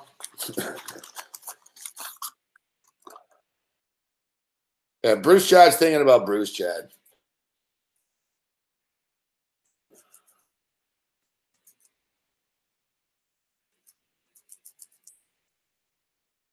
Bruce Chad's attendance record taking a hit. Jason Martin, let's hit this under 1.5. Dear God, did you just play under 1.5, Jason? Come on, even I can't recommend that. There's going to be a Gary Glitter. There could be an empty netter here, dude. Under 1.5. That's ballsy.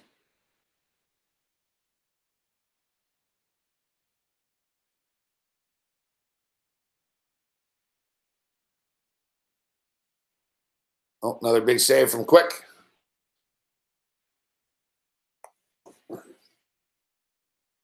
Man, Minnesota pulled their goalie with like 2 minutes left tonight. 3 minutes left in this hockey game. Stress.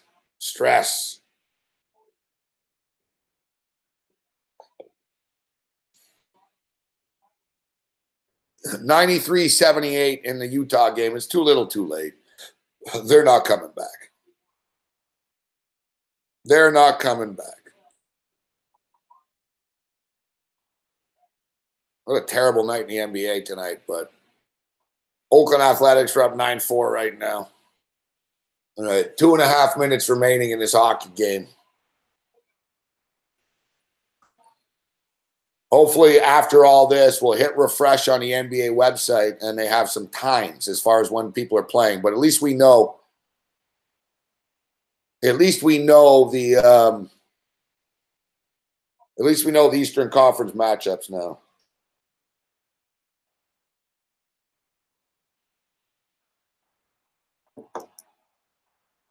Overtime's not the end of the world here.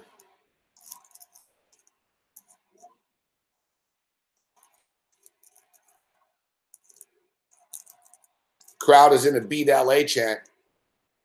This is a series that's interesting that I lived in both cities.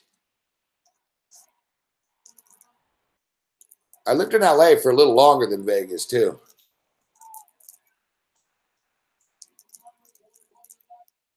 Strange, though. Like, I was always a Dodger fan, like, even before I moved to LA, so that was cool. But I didn't become a Kings fan when I lived in LA. Like, I wasn't influenced by them.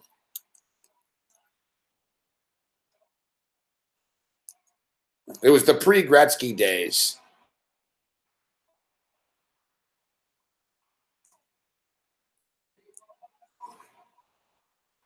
They weren't terrible, though, when I was there. Like, in the late 80s, they weren't terrible, but they weren't, you know. They were a real afterthought in the news there, though. Like, Wayne Gretzky definitely, he's responsible for the LA Kings and all this shit.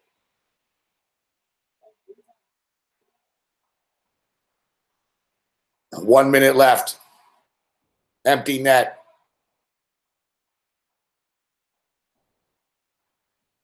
LA Kings with the puck. Under 1 minute remaining. Drew Doughty rips it into the Vegas Golden Knight end. Looking to cycle with the extra man. Los Angeles fighting for possession of the puck in the corner. Vegas doing a good job chewing time up right now. LA gets control of the puck, but not full control. Vegas battling. Great checking going on. Ooh, puck flies in front of the net. Vegas have an opportunity for an empty netter. Nope, and they play it safe and just dump it in. 27 seconds remaining. LA dumps it right back in again. See this dumping shit, man. You get possession of the puck and you give it up. It's kind of stupid. Vegas clears the zone, and the Los Angeles Kings are running out of time.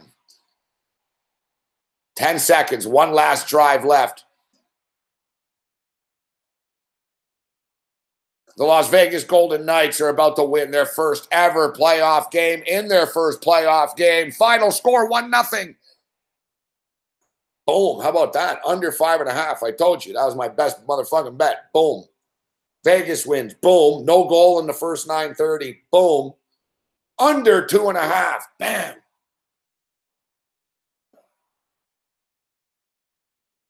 We lost the overtime prop, but we go 4-1 in this game. That's how you do it. Montel Jordan style.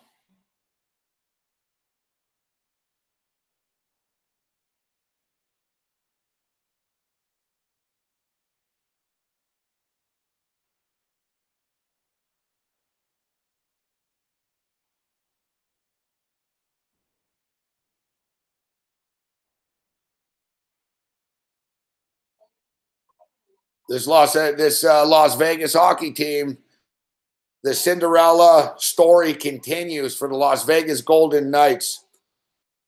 And I don't know who it was earlier in the night tonight. One of our guests or somebody was actually questioning Marc-Andre Fleury. Who was that?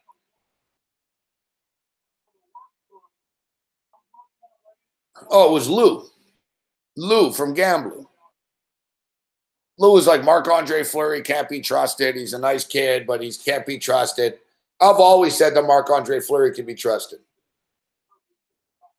I've never understood the anti-Marc-Andre Fleury sentiment amongst people. Yeah, he's lost some big games because the guy's played in big games. The guy's played in a million big games. Is he going to win every one of them? No. You know, it all started in junior hockey with the World Junior Championships when the kid was 17, 18 years old. And Team Canada lost because he was the goalie of Team Canada and he cleared the puck. He shot the puck out of the zone, except it hit a guy on Team Canada, went in the net. And they lost the gold medal. And ever since then, like, people have been up Marc-Andre Fleury's ass. The kid can win, and it doesn't matter how many Stanley Cups he has. It doesn't matter what he's done. It always goes back to that. It's like Chris Webber. It just always goes back to, I remember in the World Juniors. I was fucking 14 years ago, all right?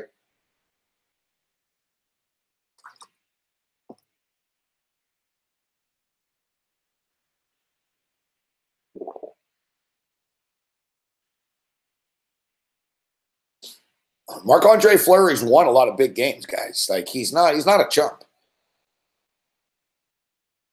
And he's even playing better now. Like, he's in he's motivated. I don't know, man. The way this shit goes, man, are we looking at fucking Marc-Andre Fleury versus the Pittsburgh Penguins in the Stanley Cup? That'd be fucking crazy.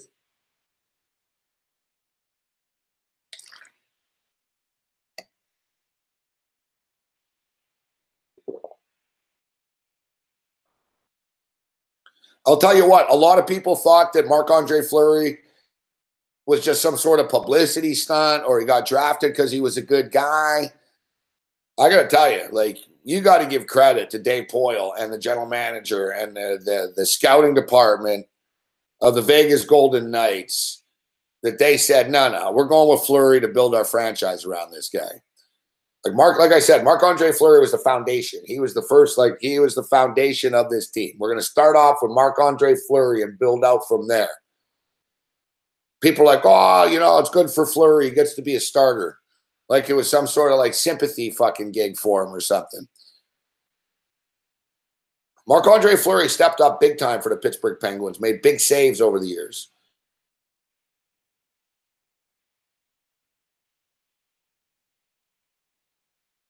Yeah, it's true. It's true. The organization at Vegas and whole team effort. They got all these guys deserve credit. Malcolm Subban, the Lagasse guy, Subban. They were down to like 5-string goalies. They were pulling up guys from East Coast Hockey League and they were winning games.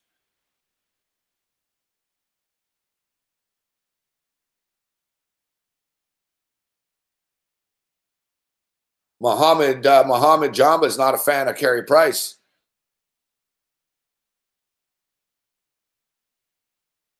Oh, George McPhee. Sorry, I said Dave Poyle.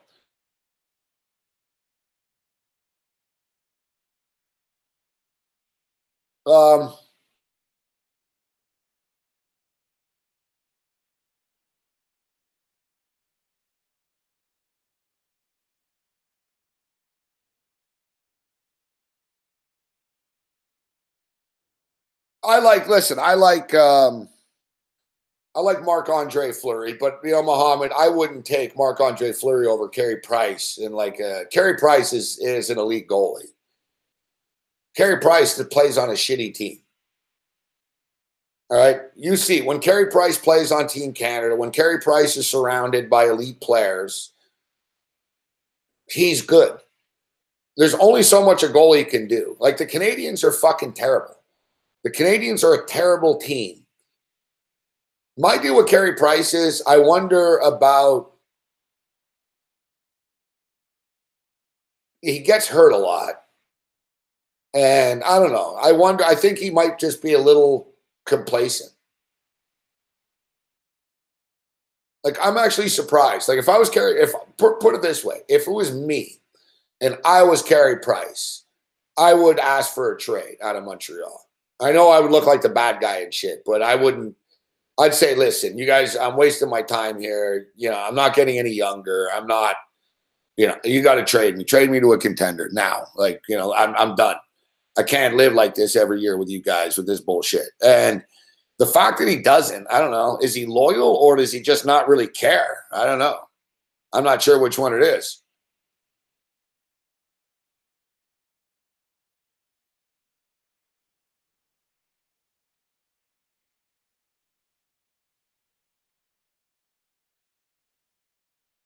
But listen, Carey Price, when he's in his zone and he's got talent around him, he's second to none.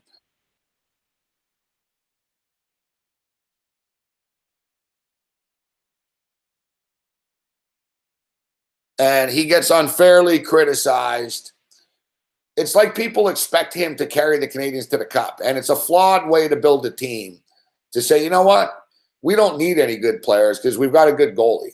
So, that's basically the Canadians, since Carey Price has been there, that's basically been the Canadian strategy. Let's get outshot 49-32. But, Carey Price, we have Carey Price. And that's their strategy going into next year.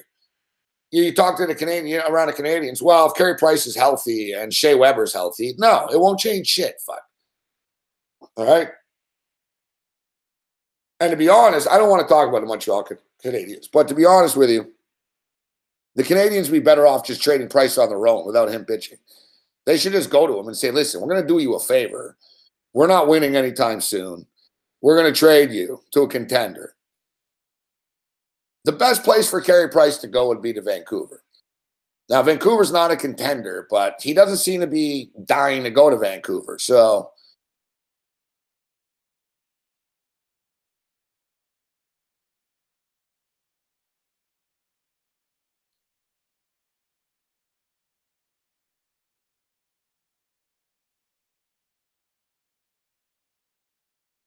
now, listen, he's a great goalie, Carey Price. I don't criticize him. When he was younger, he was a problem. Like, when he was younger, he was out of control. Fuck. Like, he used to fucking bang, like, fucking, how can I put this?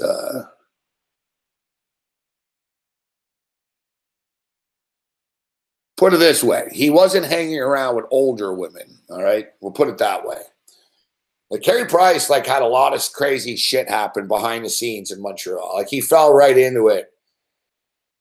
He had a drinking problem and shit. So he drank a lot. He was a star. So he sort of fell into the trap that a lot of people, the Montreal Canadian players, fall into. And he's fought himself out of that, though. He's definitely different now. Like, he's a mature dude. Like, he's actually a really nice guy.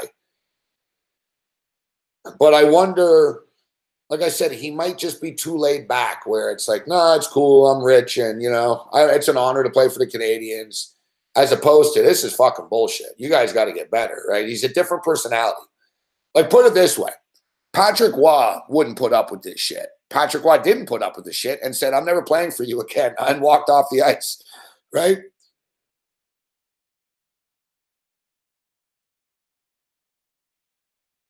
You know, like there's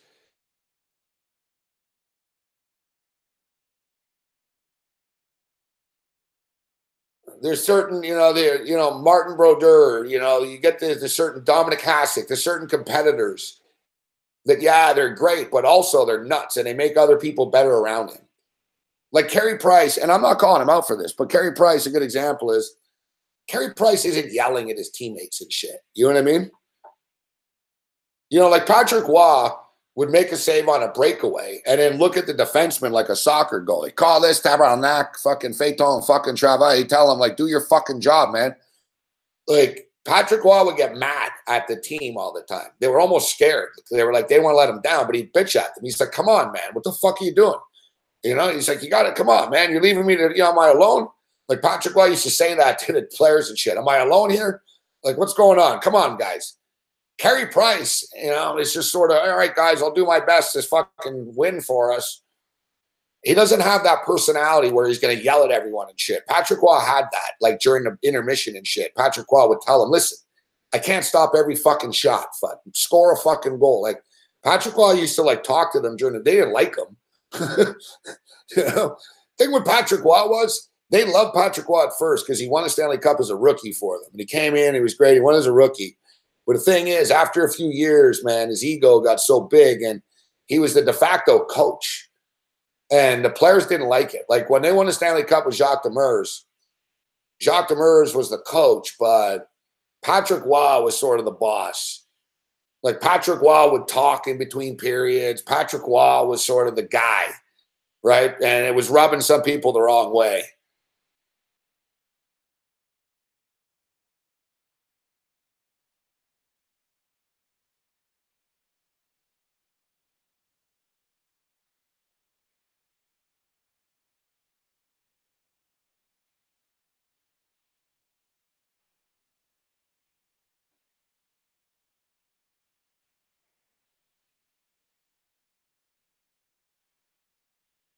He was a real competitive guy, kind of a psycho, you know what I mean?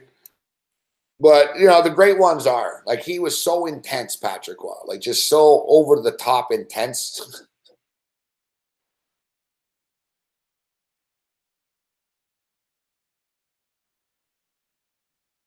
That run, though, in 1993, the Patrick Waugh went on, really was one of the best goaltending display runs ever. Like, you just couldn't score on him. Like, Patrick Waugh was like the first goalie to showboat. Like, Jonathan Quick was doing it a bit tonight with the glove. You know what I mean? Like, Quick sees the puck, but it's the goalie thing you do after. You catch it and you sort of, it's like, oh, and it looks like a fucking spectacular. So Quick, you know, goalies do it when they're showing, when they're getting hot and shit. So, you know, Quick did it. But I remember Patrick Waugh, man. Like, Patrick Waugh was talking shit to the other players, like, during the game. Like, come on, shoot. Fucking, like, no one ever done that before. Like, there was never a goalie that talks shit. Hockey players generally don't talk shit. They'll talk shit like, fuck you, I'll punch you in the face. But they don't say, oh, you can't score on me, fucking shoot. Come on, shoot. That's all you've got. Like, remember the famous, he used to wink at players and shit. But then it was funny at the end of Patrick Waugh's career. Remember, it caught up to him. Remember, he showboated against Detroit. He coughed the puck up. It's like, hey, Patrick, you're getting a little older now. You better not ease up on the showboating.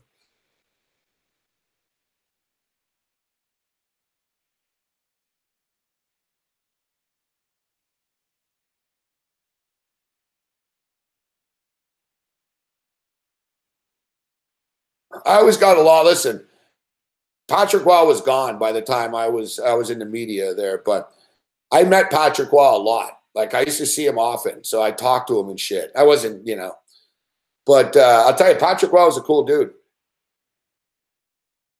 He lived like right across the street from the Montreal Forum. He had like a place, you know, he had a place like a house, but he had like an apartment that he used to stay at most of the time, like right across the street from the Forum. And he used to go to the Casual Sport all the time on Guy Street in the old days. This like before satellite, you know, the old satellite dish football days. And Patrick Waugh used to, like, whenever the Canadians played in Montreal that weekend, which was all the time. It's sort of the Canadians historically have always played at home on Saturday nights. Now they're shit. They're kind of losing that that prestige a bit. It's not a guarantee you guys get a Saturday night anymore. You suck. But he used to go watch the NFL football all the time. I used to see him, and he bet too. It was pretty cool. Like Patrick Roy would be sitting there at the table, and he'd have like fucking 30 mise au jeu, like lottery tickets, and he'd be filling them all out. He'd play a lot of them, fuck, like $100 each and shit. He'd be filling out all these NFL, and you see him watching the games, and he'd be fucking slamming the table like for his bets, and you see Patrick Roy like crumbling his tickets and shit, throwing them. He'd be sitting there with his kids. His kids are eating ice cream. Patrick was sitting there watching NFL. Most people were pretty cool and didn't, you know, it wasn't like he got mobbed shit. You know, he went there all the time. So everyone in the bar liked that he was there. So no one wanted to really bother him too much. My buddy fucking got into his face once, but they lost 4-0 once the night before. My buddy, he was like, I'm just going to talk to him about the game. I'm like, don't talk to him about the game. Fuck. I said, dude, it's one game. Fuck, who cares? They lost. All right.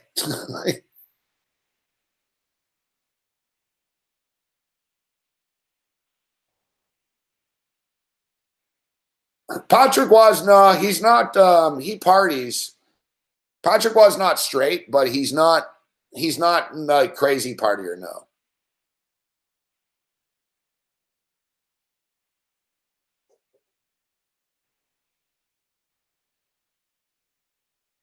Patrick was a winner, right? He thinks about winning. Like Patrick was like a Jordan or a fucking Lemieux or a Larry Bird. He's an alpha male of an alpha male. You know what I mean? Like Patrick Waugh fucking hates to lose, man. Like I swear, even watching football, I used to see him like fucking slam the table and shit. Like, he hates to lose.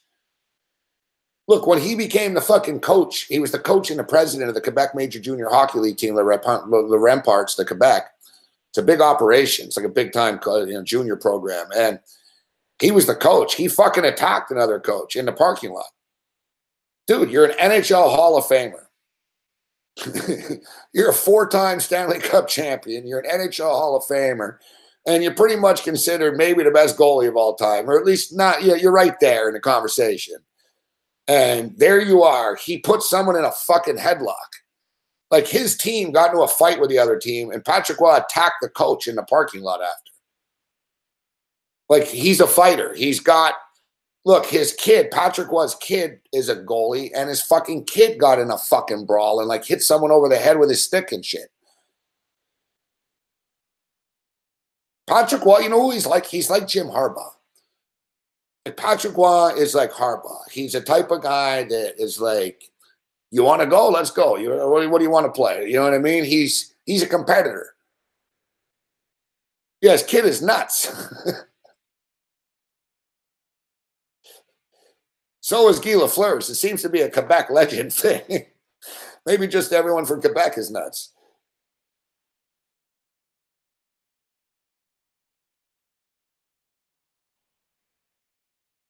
I don't know if you guys saw. No, he was just a partier, Mohammed. He wasn't wild. He was just a young kid partying in Montreal. Listen, I've always said that the Montreal Canadiens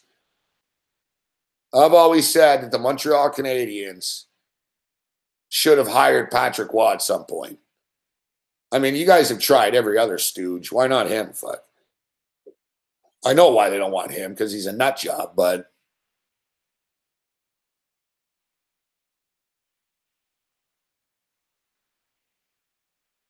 well, it's no shame, Mohammed. He was young when he was on the Canadiens at that time. It's not like he's a bad guy or anything, you know?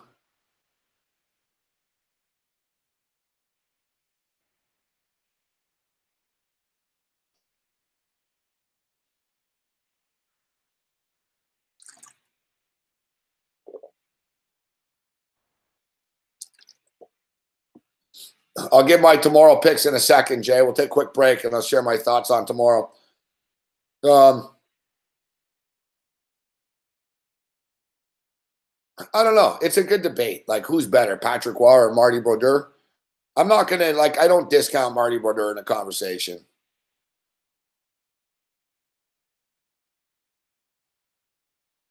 Martin Brodeur was more consistent than Patrick Waugh.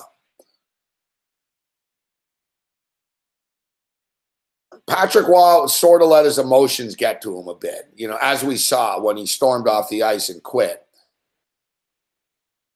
You know, or as we've seen when he's attacked numerous other goalies and shit.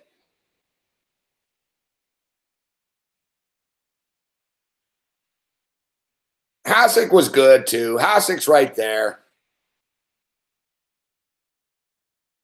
Hasek's there, but Hasek wasn't as good for as long.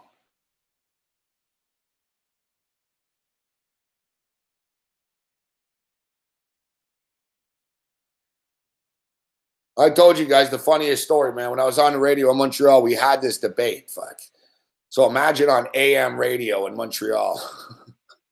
So AM radio in Montreal, we're talking about goalies and shit. And Martin Brodeur is from Montreal.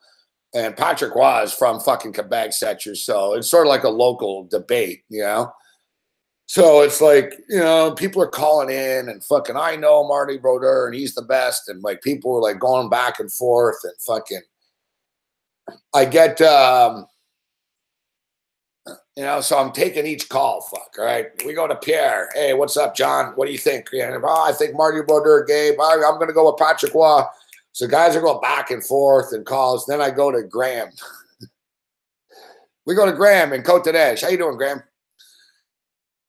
Hello, am I on? Am I live? Yeah, this is Graham in Côte d'Ivoire. Guy sounds like he's like 100 years old. Like, not like he sounds like Eddie Creechman. He's like a wrestling manager guy. He's like, he goes, am I on live? Am I on with that guy, Gabe, whatever his name is, the host? I'm like, yeah, you're live there, Graham. Who do you think the best? He goes, first off, I swear to God, I hope the Rockamaniac has this call. Fuck, he's our historian. He goes, first off, I just want to say that I've been listening to your show, and I think you and all your callers are idiots. I nearly cracked. Like I spit out laughing. This is an old man. First off, I've been listening to this debate about you guys talking about goalies and stuff, and I just want to say I think you and all the people who are calling and all your listeners are idiots. And I'm like, so, and then I sort of get defensive. I'm like, oh yeah, really, hey, Graham? But I know he's an old man, right? And I know the guy called Ted Teven's show. So I'm like, really, hey, Graham? I'm like, so who's the best goalie then, Graham? So I get defensive. And he goes, well, if you shut up and let me talk for a second, I'll tell you, the best goalie ever is George Hainsworth. And he goes, oh, you're Patrick Waugh, you're Martin Brodeurs. He goes, George Hainsworth, you stupid idiot. So he keeps calling me an idiot and shit. And listeners, he goes, all your stupid idiot callers, you guys don't know George Hainsworth? He's all like, yeah, you think I care about Patrick Waugh and 2 Stanley Cups? He's like, and he starts yelling, George Hainsworth had 23 shutouts in 1 year. So I'm like, so then I get pissed off at Graham finally. I'm like, listen, Graham. I said, George Hainsworth had 23 shutouts in an era when they weren't allowed to pass the puck forward. All right. I said, it's a little different. And then he's like, so we got into an argument. So he's like, that record will never be broken. And he's like, you're telling me that they're going to break that record? And he got into like semantics. He's like, if Patrick Waugh and Martin Brodeur were better, they would have 24 shutouts in a year. Because I was bringing up like fucking Patrick Waugh 8 shutouts or something. He's like, 8 shutouts, that's nothing. And he's going off about how George Hainsworth had fucking 23 shutouts in 1922. Fuck. It was 1922. It was like stickball fuck in those days.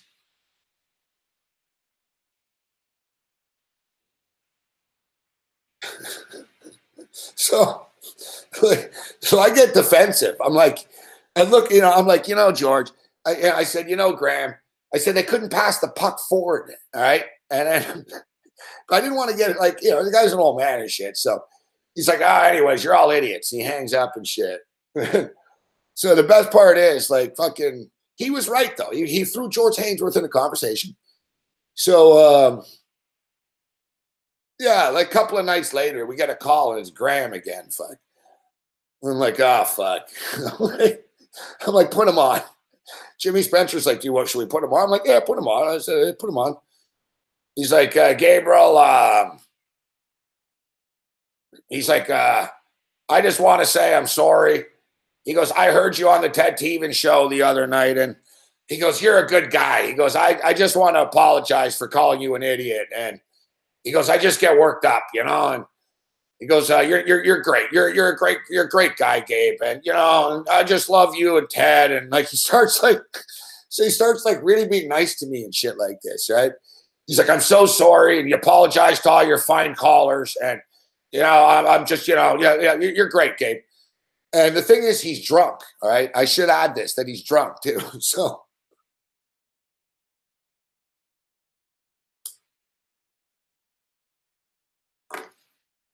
So I tell him, I'm like, Graham, I said, there's no need to apologize. You know, I said, you know, hey, we all have emotions. We all have, you know, things got spirited. So he apologizes. And I swear to God, guys, the next night, fuck. All right. The next night he calls back. He's like, Gabriel. He goes, am I on? Is this Gabriel? I'm like, hey, you're on, Graham. How you doing, Graham? And he goes, Gabriel, I just want to call in to apologize for being a jerk the other night. And, you know, he went through the same apology. So I'll say he's all drunk again. I was like, Graham, I said, no, Graham, no need to apologize. It's fine. So you know, we went with Graham again. And finally, it just became like a routine. Fuck, like Jimmy would tell me, fuck, Graham's drunk. He wants to apologize. And then it was like, all right, just tell him it's good. Our lines are busy. Fucking, you know, tell him we're good. We're good. Fuck. Like fucking Graham. Yeah, Graham like forgot all the time. Fuck. Yeah. I had good times on AM radio. I like AM radio. AM radio is free and every nut job in the fucking city gets it. I've never gotten nut job callers like I got on AM radio. And I've been on Sirius satellite radio for years. Fuck. AM radio, you get the real fucking crackpot of crackpots.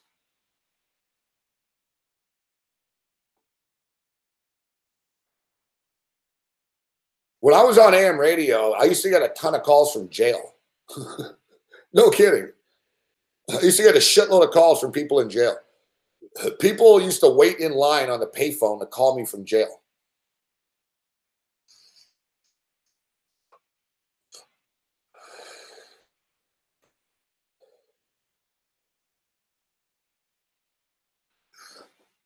Like,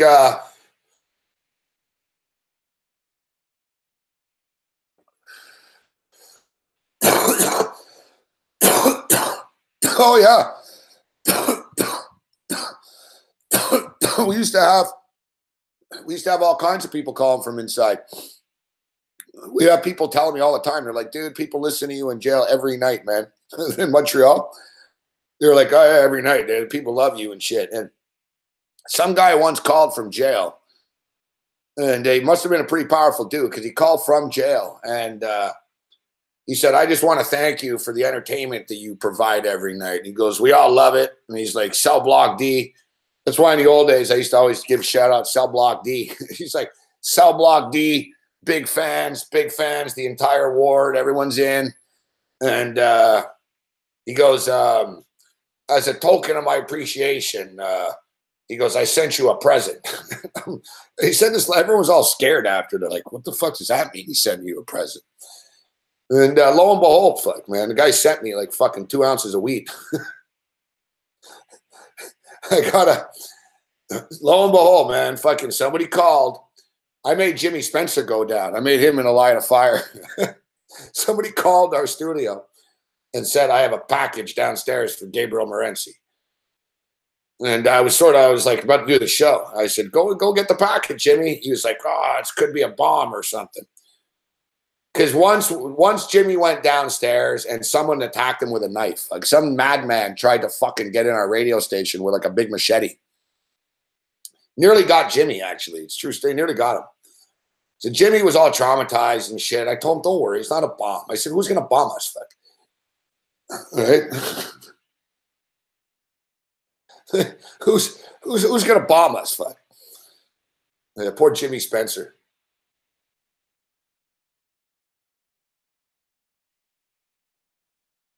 Jimmy Spencer. My falling out with Jimmy at the end, I still like him, but my deal with Jimmy at the end was I got suspended by the Team 990, like right before I left their station. It was like the third or fourth time I'd been suspended by them, and it was like the end. And even me, I didn't want to go back at that point. I was like, fuck that. I'm never going back. So, yeah, Jimmy, he's like, oh, I lost my, I haven't worked in 2 weeks because of you. Guy starts bitching it. Like, it's like fucking, like I cost him money or something because I wasn't on the air. It's like, dude, fuck. If it wasn't for me, he wouldn't even be working at this fucking radio station. And she started bitching about fucking getting suspended, me getting suspended and shit. So when I came back, I bounced him, fuck. I didn't like his attitude during my suspension. So when I came back, I fucking, I started new again. But I went through a lot of operators over the years.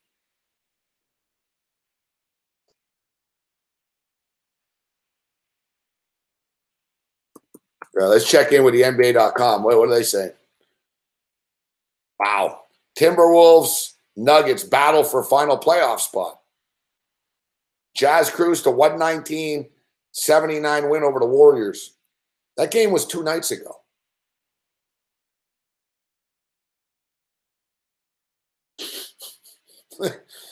What, did the NBA just give up on their website? Wow.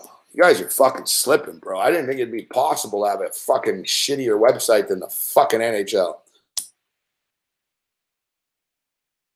It's 1 in the morning, man. You don't have playoff times yet? It's 1 in the morning, guys. What is this? What kind of ghetto bullshit, motherfucking bullshit is this? New York Mayor Bill de Blasio thinks David Price has gotten a raw deal. You should shut the fuck up, de Blasio.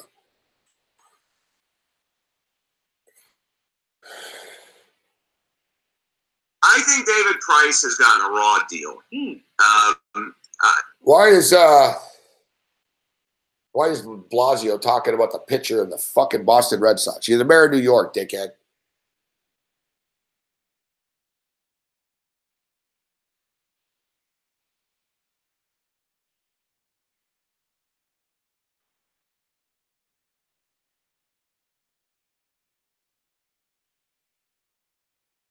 Yeah, we had a lot of listeners in Bordeaux.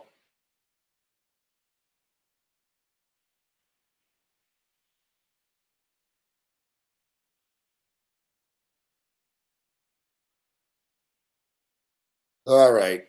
Yeah, I'm disappointed in this, man. It's 1:15 in the morning, man. I was thinking, all right, guys, you're gonna pop it up around midnight or something.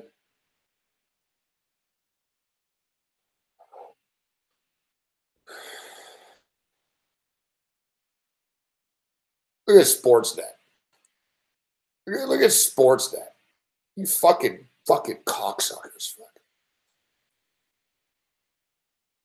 All right, so the Toronto Raptors are owned by Maple Leaf Sports Entertainment. So Sportsnet, God forbid, they wouldn't do this with the Jays. Sportsnet headline here: which DeRozan and Lowry will show up? What the fuck does that mean? I don't know. The fucking All-Stars, fuck. The Olympians. That's which ones are showing up. Is OG Anunoby ready for the postseason? Asked Sportsnet. Thanks for the positivity, jackass. It's fucking, yeah, I'm sure you guys, you're not quite as negative about the Toronto Blue Jays. The Blue Jays suck. The Raptors are the 1 seed. Here's fucking Sportsnet. I don't know about the Raptors. Fuck. Yeah, because you don't own them. Fuck. That's why, you pieces of shit. It's the only reason they're fucking successful, because you fucking losers don't own them. Thank God, fuck, Rogers doesn't own the fucking Raptors, man. Fuck. I wouldn't be a Raptor fan. Rogers are incompetent. Whatever, they're a successful cable company. I'm not going to say they're a competent business. They're a smart business. They're a powerful entity. They're one of the most successful corporations in the world, in fact. But they're shitty sports owners.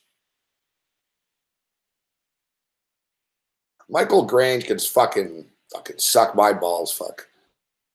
Michael Grange. You're a fucking tool, that guy.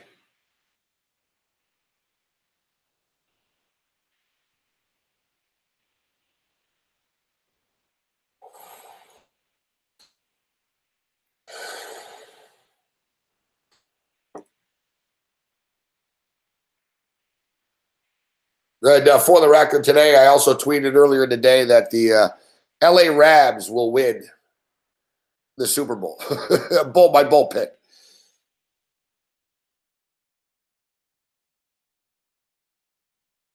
All right. You know, betting that overtime stuff caught up to us a little bit tonight.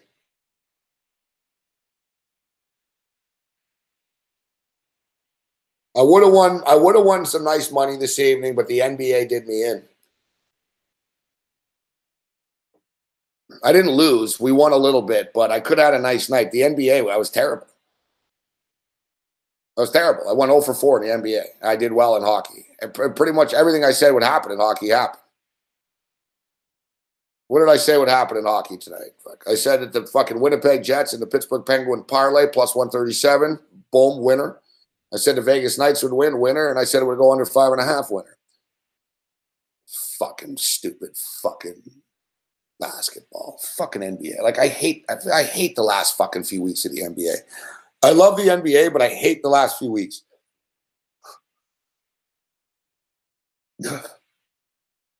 And now this fucking league, they can't even tell us who's playing in the playoffs in 48 hours. Joe Kim, where's the show with me and Craig Carton today? Yeah, exactly, Ramsey. I'm in. Tomorrow night, there's 5 games. I know this is you've done this for years. Tomorrow night, there's 5 games.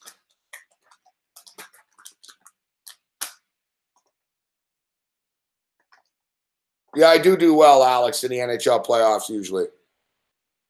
That's why I've increased the unit size. I do pretty good in the NHL playoffs. But tomorrow night, there's 5 games in the NHL. I got to believe that 2 of them are going to go to overtime, if not 3. It'll just happen. One of these nights, there'll just be a bunch of overtime. It's only one night tonight. And look, 2 of the games came dangerously close to going to overtime.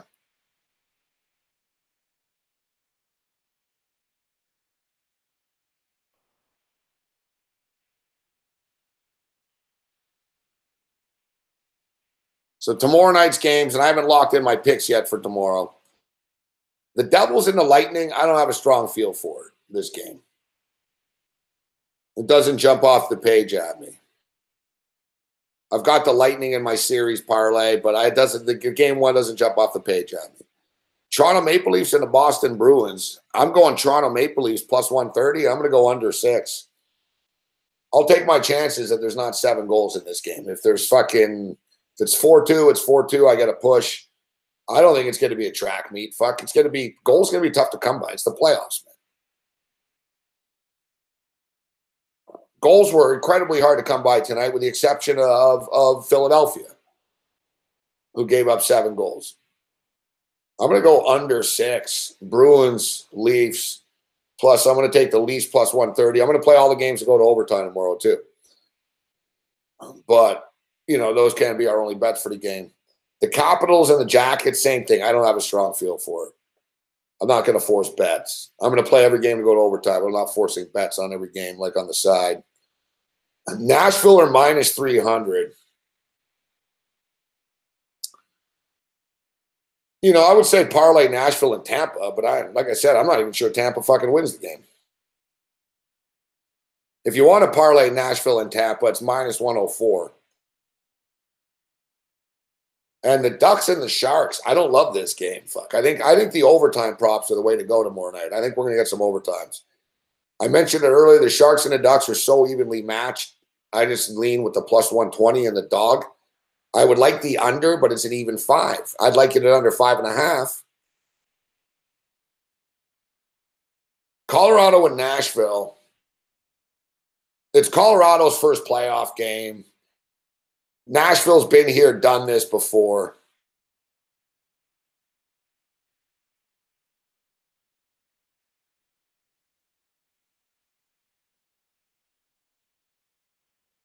What the hell am I watching? There's all this fucking blood on the carpet and shit.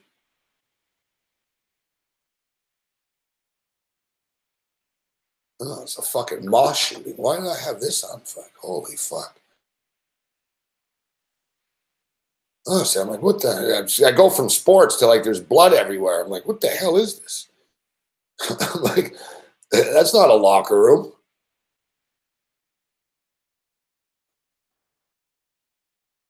All right, so a crazy night of sports comes to an end, huh? We dial it up for tomorrow.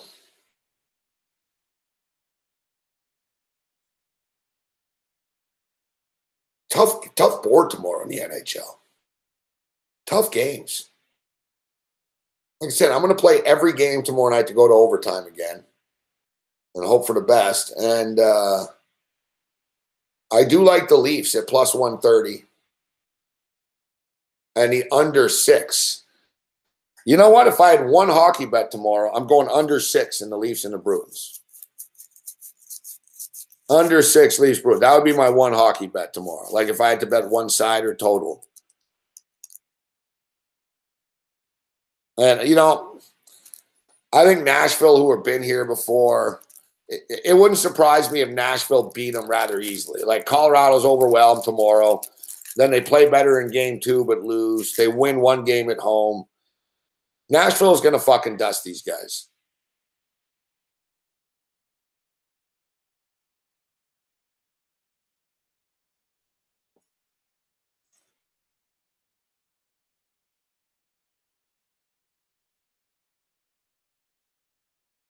All right, we'll take one last quick break, and we'll hit refresh one last few more fucking times.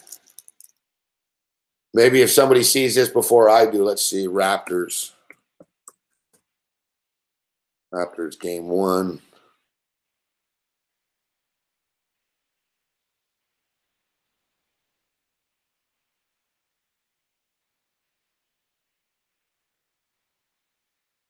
Motherfucker, no.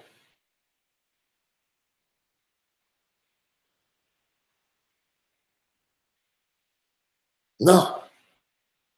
This is bullshit, fuck. I'm starting to think they're going to play on Sunday, too, for some reason. Some weird Sunday crappy time of the night, fuck. You know, they're going to give the Raptors Sunday night at 8 o'clock. I think that's what they're going to do.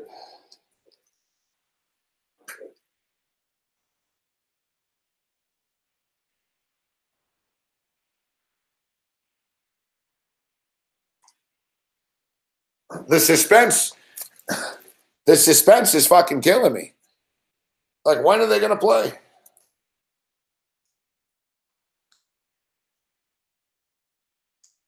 Like, I need to know. I want to get tickets and also just sort of know the flow of the series and my schedule and everything here.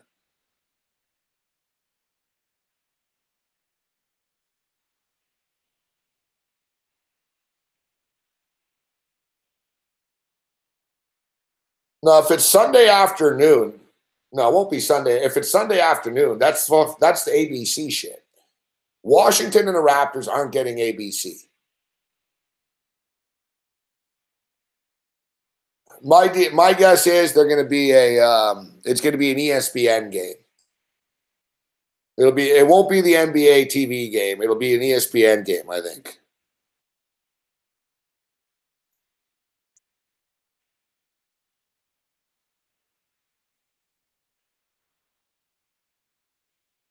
We don't know the series prices. We don't know anything. But what we do know, we now know who's playing. We now know who's playing who. So it's the Toronto Raptors versus the Washington Wizards, the Boston Celtics versus the Milwaukee Bucks, Philadelphia 76ers versus the Miami Heat, and the Cleveland Cavaliers versus the Indiana Pacers. The Raptors will beat the Wizards. The Bucks and the Celtics are going to be a fucking battle and a half. The Sixers are going to beat the Miami Heat, and the Cavaliers are going to beat the Pacers. Western Conference, Houston Rockets will take on the Minnesota Timberwolves. San Antonio takes on the Golden State Warriors. So San Antonio is the 7th seed. They get the Golden State Warriors. Oklahoma City versus Portland. Interesting. Interesting. Oklahoma City, fuck. Westbrook versus Lillard. It's going to be crazy shit. I think Oklahoma City can beat Portland. and the New Orleans Pelicans and the Utah Jazz. Golden State's going to fuck San Antonio up. San Antonio suck. Golden State's going to fuck San Antonio up. Houston will beat fucking Minnesota in like 6 or something. Oklahoma City and Portland will be a 7-game battle. And New Orleans and Utah is a tough one, isn't it? I actually lean with New Orleans. As good as Utah are, New Orleans have a lot of fucking talent, man. They're, and they don't even have DeMarcus Cousins, but they're a fucking load to deal with this team. Anthony Davis is a monster. He's one of the best players in the NBA, and Drew Holiday is fucking unstoppable right now. Rondo's a good fucking distributor of the ball. He's experienced. If you follow the NBA closely and you read stuff and like coaches and all this stuff, there's a lot of coaches. They're all saying the same thing. They're like, yeah, you don't want to play the Pelicans. Pelicans are on a 5-game win streak right now. They push the tempo. They play crazy fast. And they're fucking good. Like, they have, like, fucking all-world caliber dudes and shit.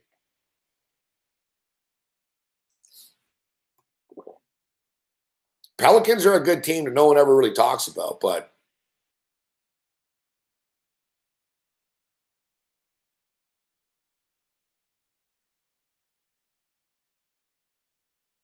I'm seeing 4 versus 5 here. Unless the NBA standings are wrong. The final standings, 4 versus 5.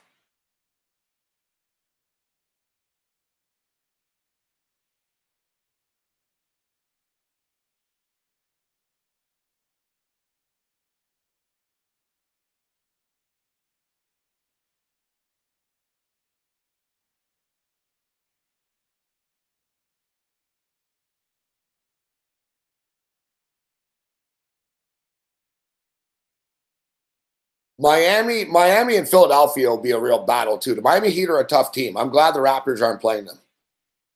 Like, as a Raptor fan, I'm glad that we got the Washington Wizards.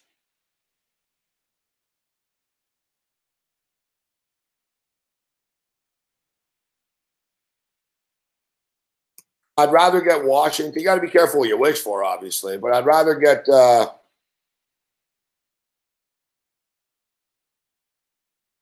I'd rather deal with the Washington Wizards than the Greek Freak and these guys.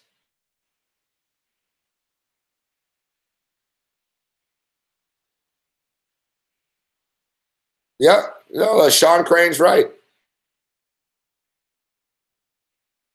Rockets versus T-Wolves, Warriors versus Spurs. The winner of the Blazers-Jazz game will claim the 3 seed, but regardless of the outcome, Portland will face New Orleans and Utah will face OKC. Due to a tiebreaker, I guess. Fuck. I don't know, these fucking seeds, man. Why? Like, they should say why. Like, they actually have it in pretext here. Regardless of the outcome, they'll play why. Like, why is it that way?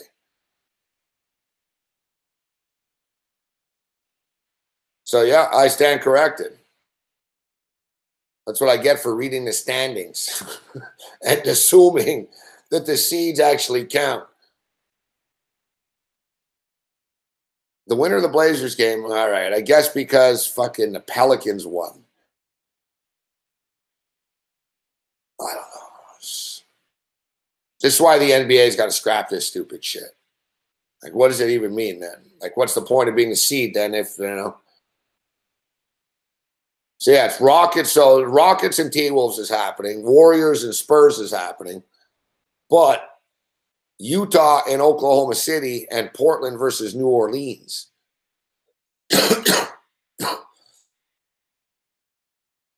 Portland versus New Orleans is still a fun series. Oklahoma City versus New Orleans would have been cooler, or Portland would have been cooler. Utah versus OKC is kind of weird. As good as Utah have been in the regular season, they fucked us tonight. I don't trust them in the playoffs. I think Utah reality will kick in for Utah. And I think Westbrook will raise his game in the playoffs.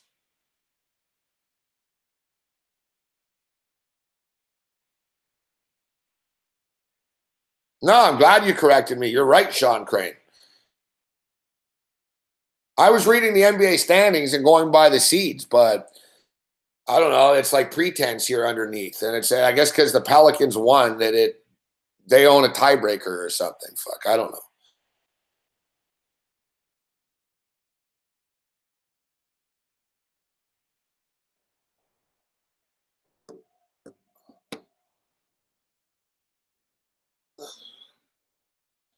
That's what I'm saying. The internet, these league sites and shit, they let you down, man. They let you down. Fake news. I'm a purveyor of fake news now.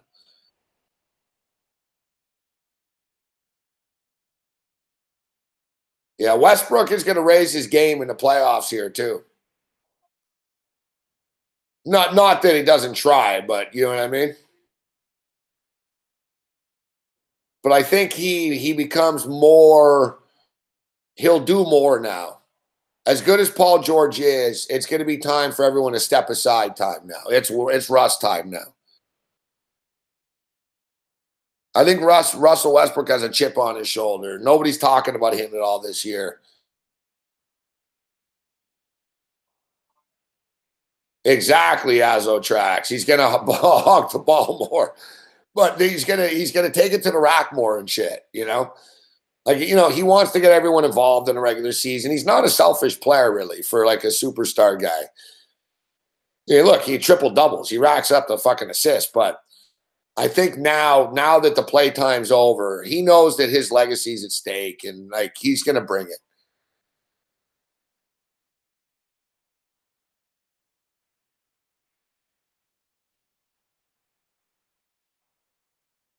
All right, so we'll take a quick break. All right, so 5 Dimes is popping up some numbers right now. If anybody sees, if they announce times to these games, they have series prices popping up. When do the fucking Raptors play?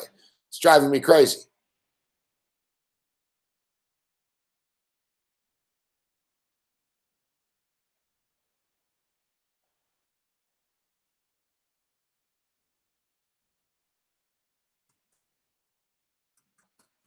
They're not going to tell us till the morning, I guess, eh?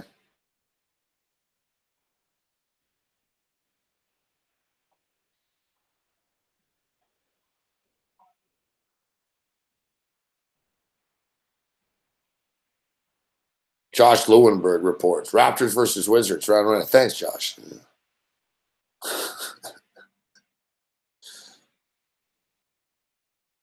No. I'm like a kid the night before Christmas. I'm going to have to wait. I'm going to have to wait.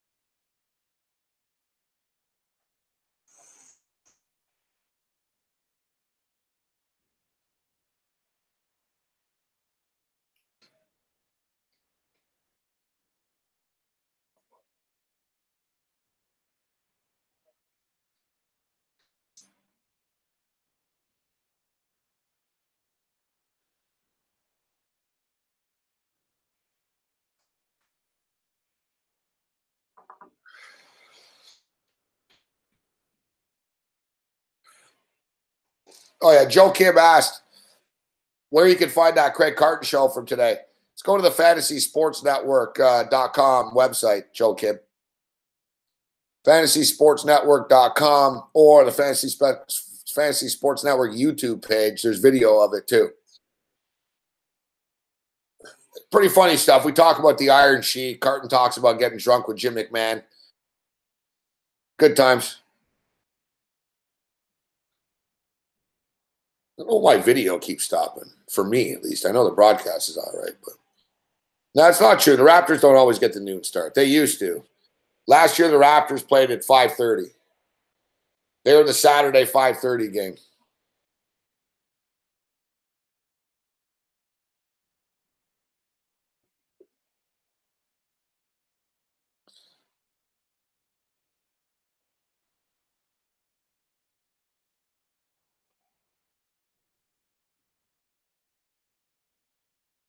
Yeah, Hadwin's out.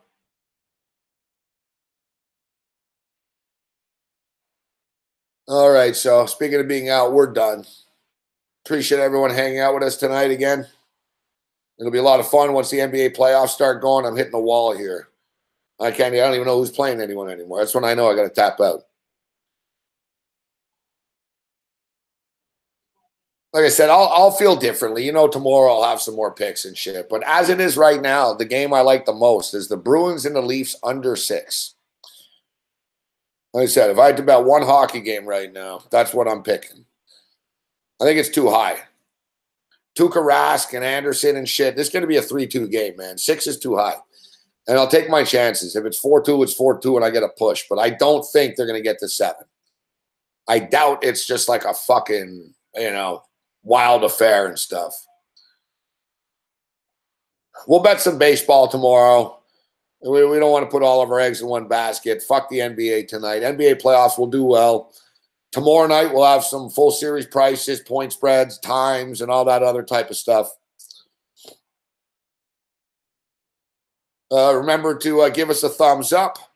And remember to, you're giving SBR a thumbs up. Remember to check out betonline.ag. It's a great book. Remember to support all the social media accounts of SBR. Just check it out every now and then. They have some cool shit up. Matty Ice is always working hard there on the islands. Instagram, Facebook, Snapchat. Not just Twitter. But you got free picks over at sbrpicks.com on a daily basis. If you're looking for odds at different sports books, check it out, SBR Odds. And more importantly, when you're choosing a sports book, just go to sportsbookreview.com, and any one of the books on the front page that SBR is recommending will be good. Thanks, Sean Crane. Thanks, Sean Robertson, Richie Rich, Alex, Azotrax, Joe Kim, Brian Robideau, Ghoster, Grab a Max, Bobbert. Thanks, Bobbert. Good to see you, Chris Edge, Sander Cock, Rosa, Druzilla, Daniel Massler, Scott F., Scott Ramsey, Sean Crane, Randy Chambers, and everyone else that joined us that I don't see in the chat. Good to have Adam Morea back, as we saw in the house.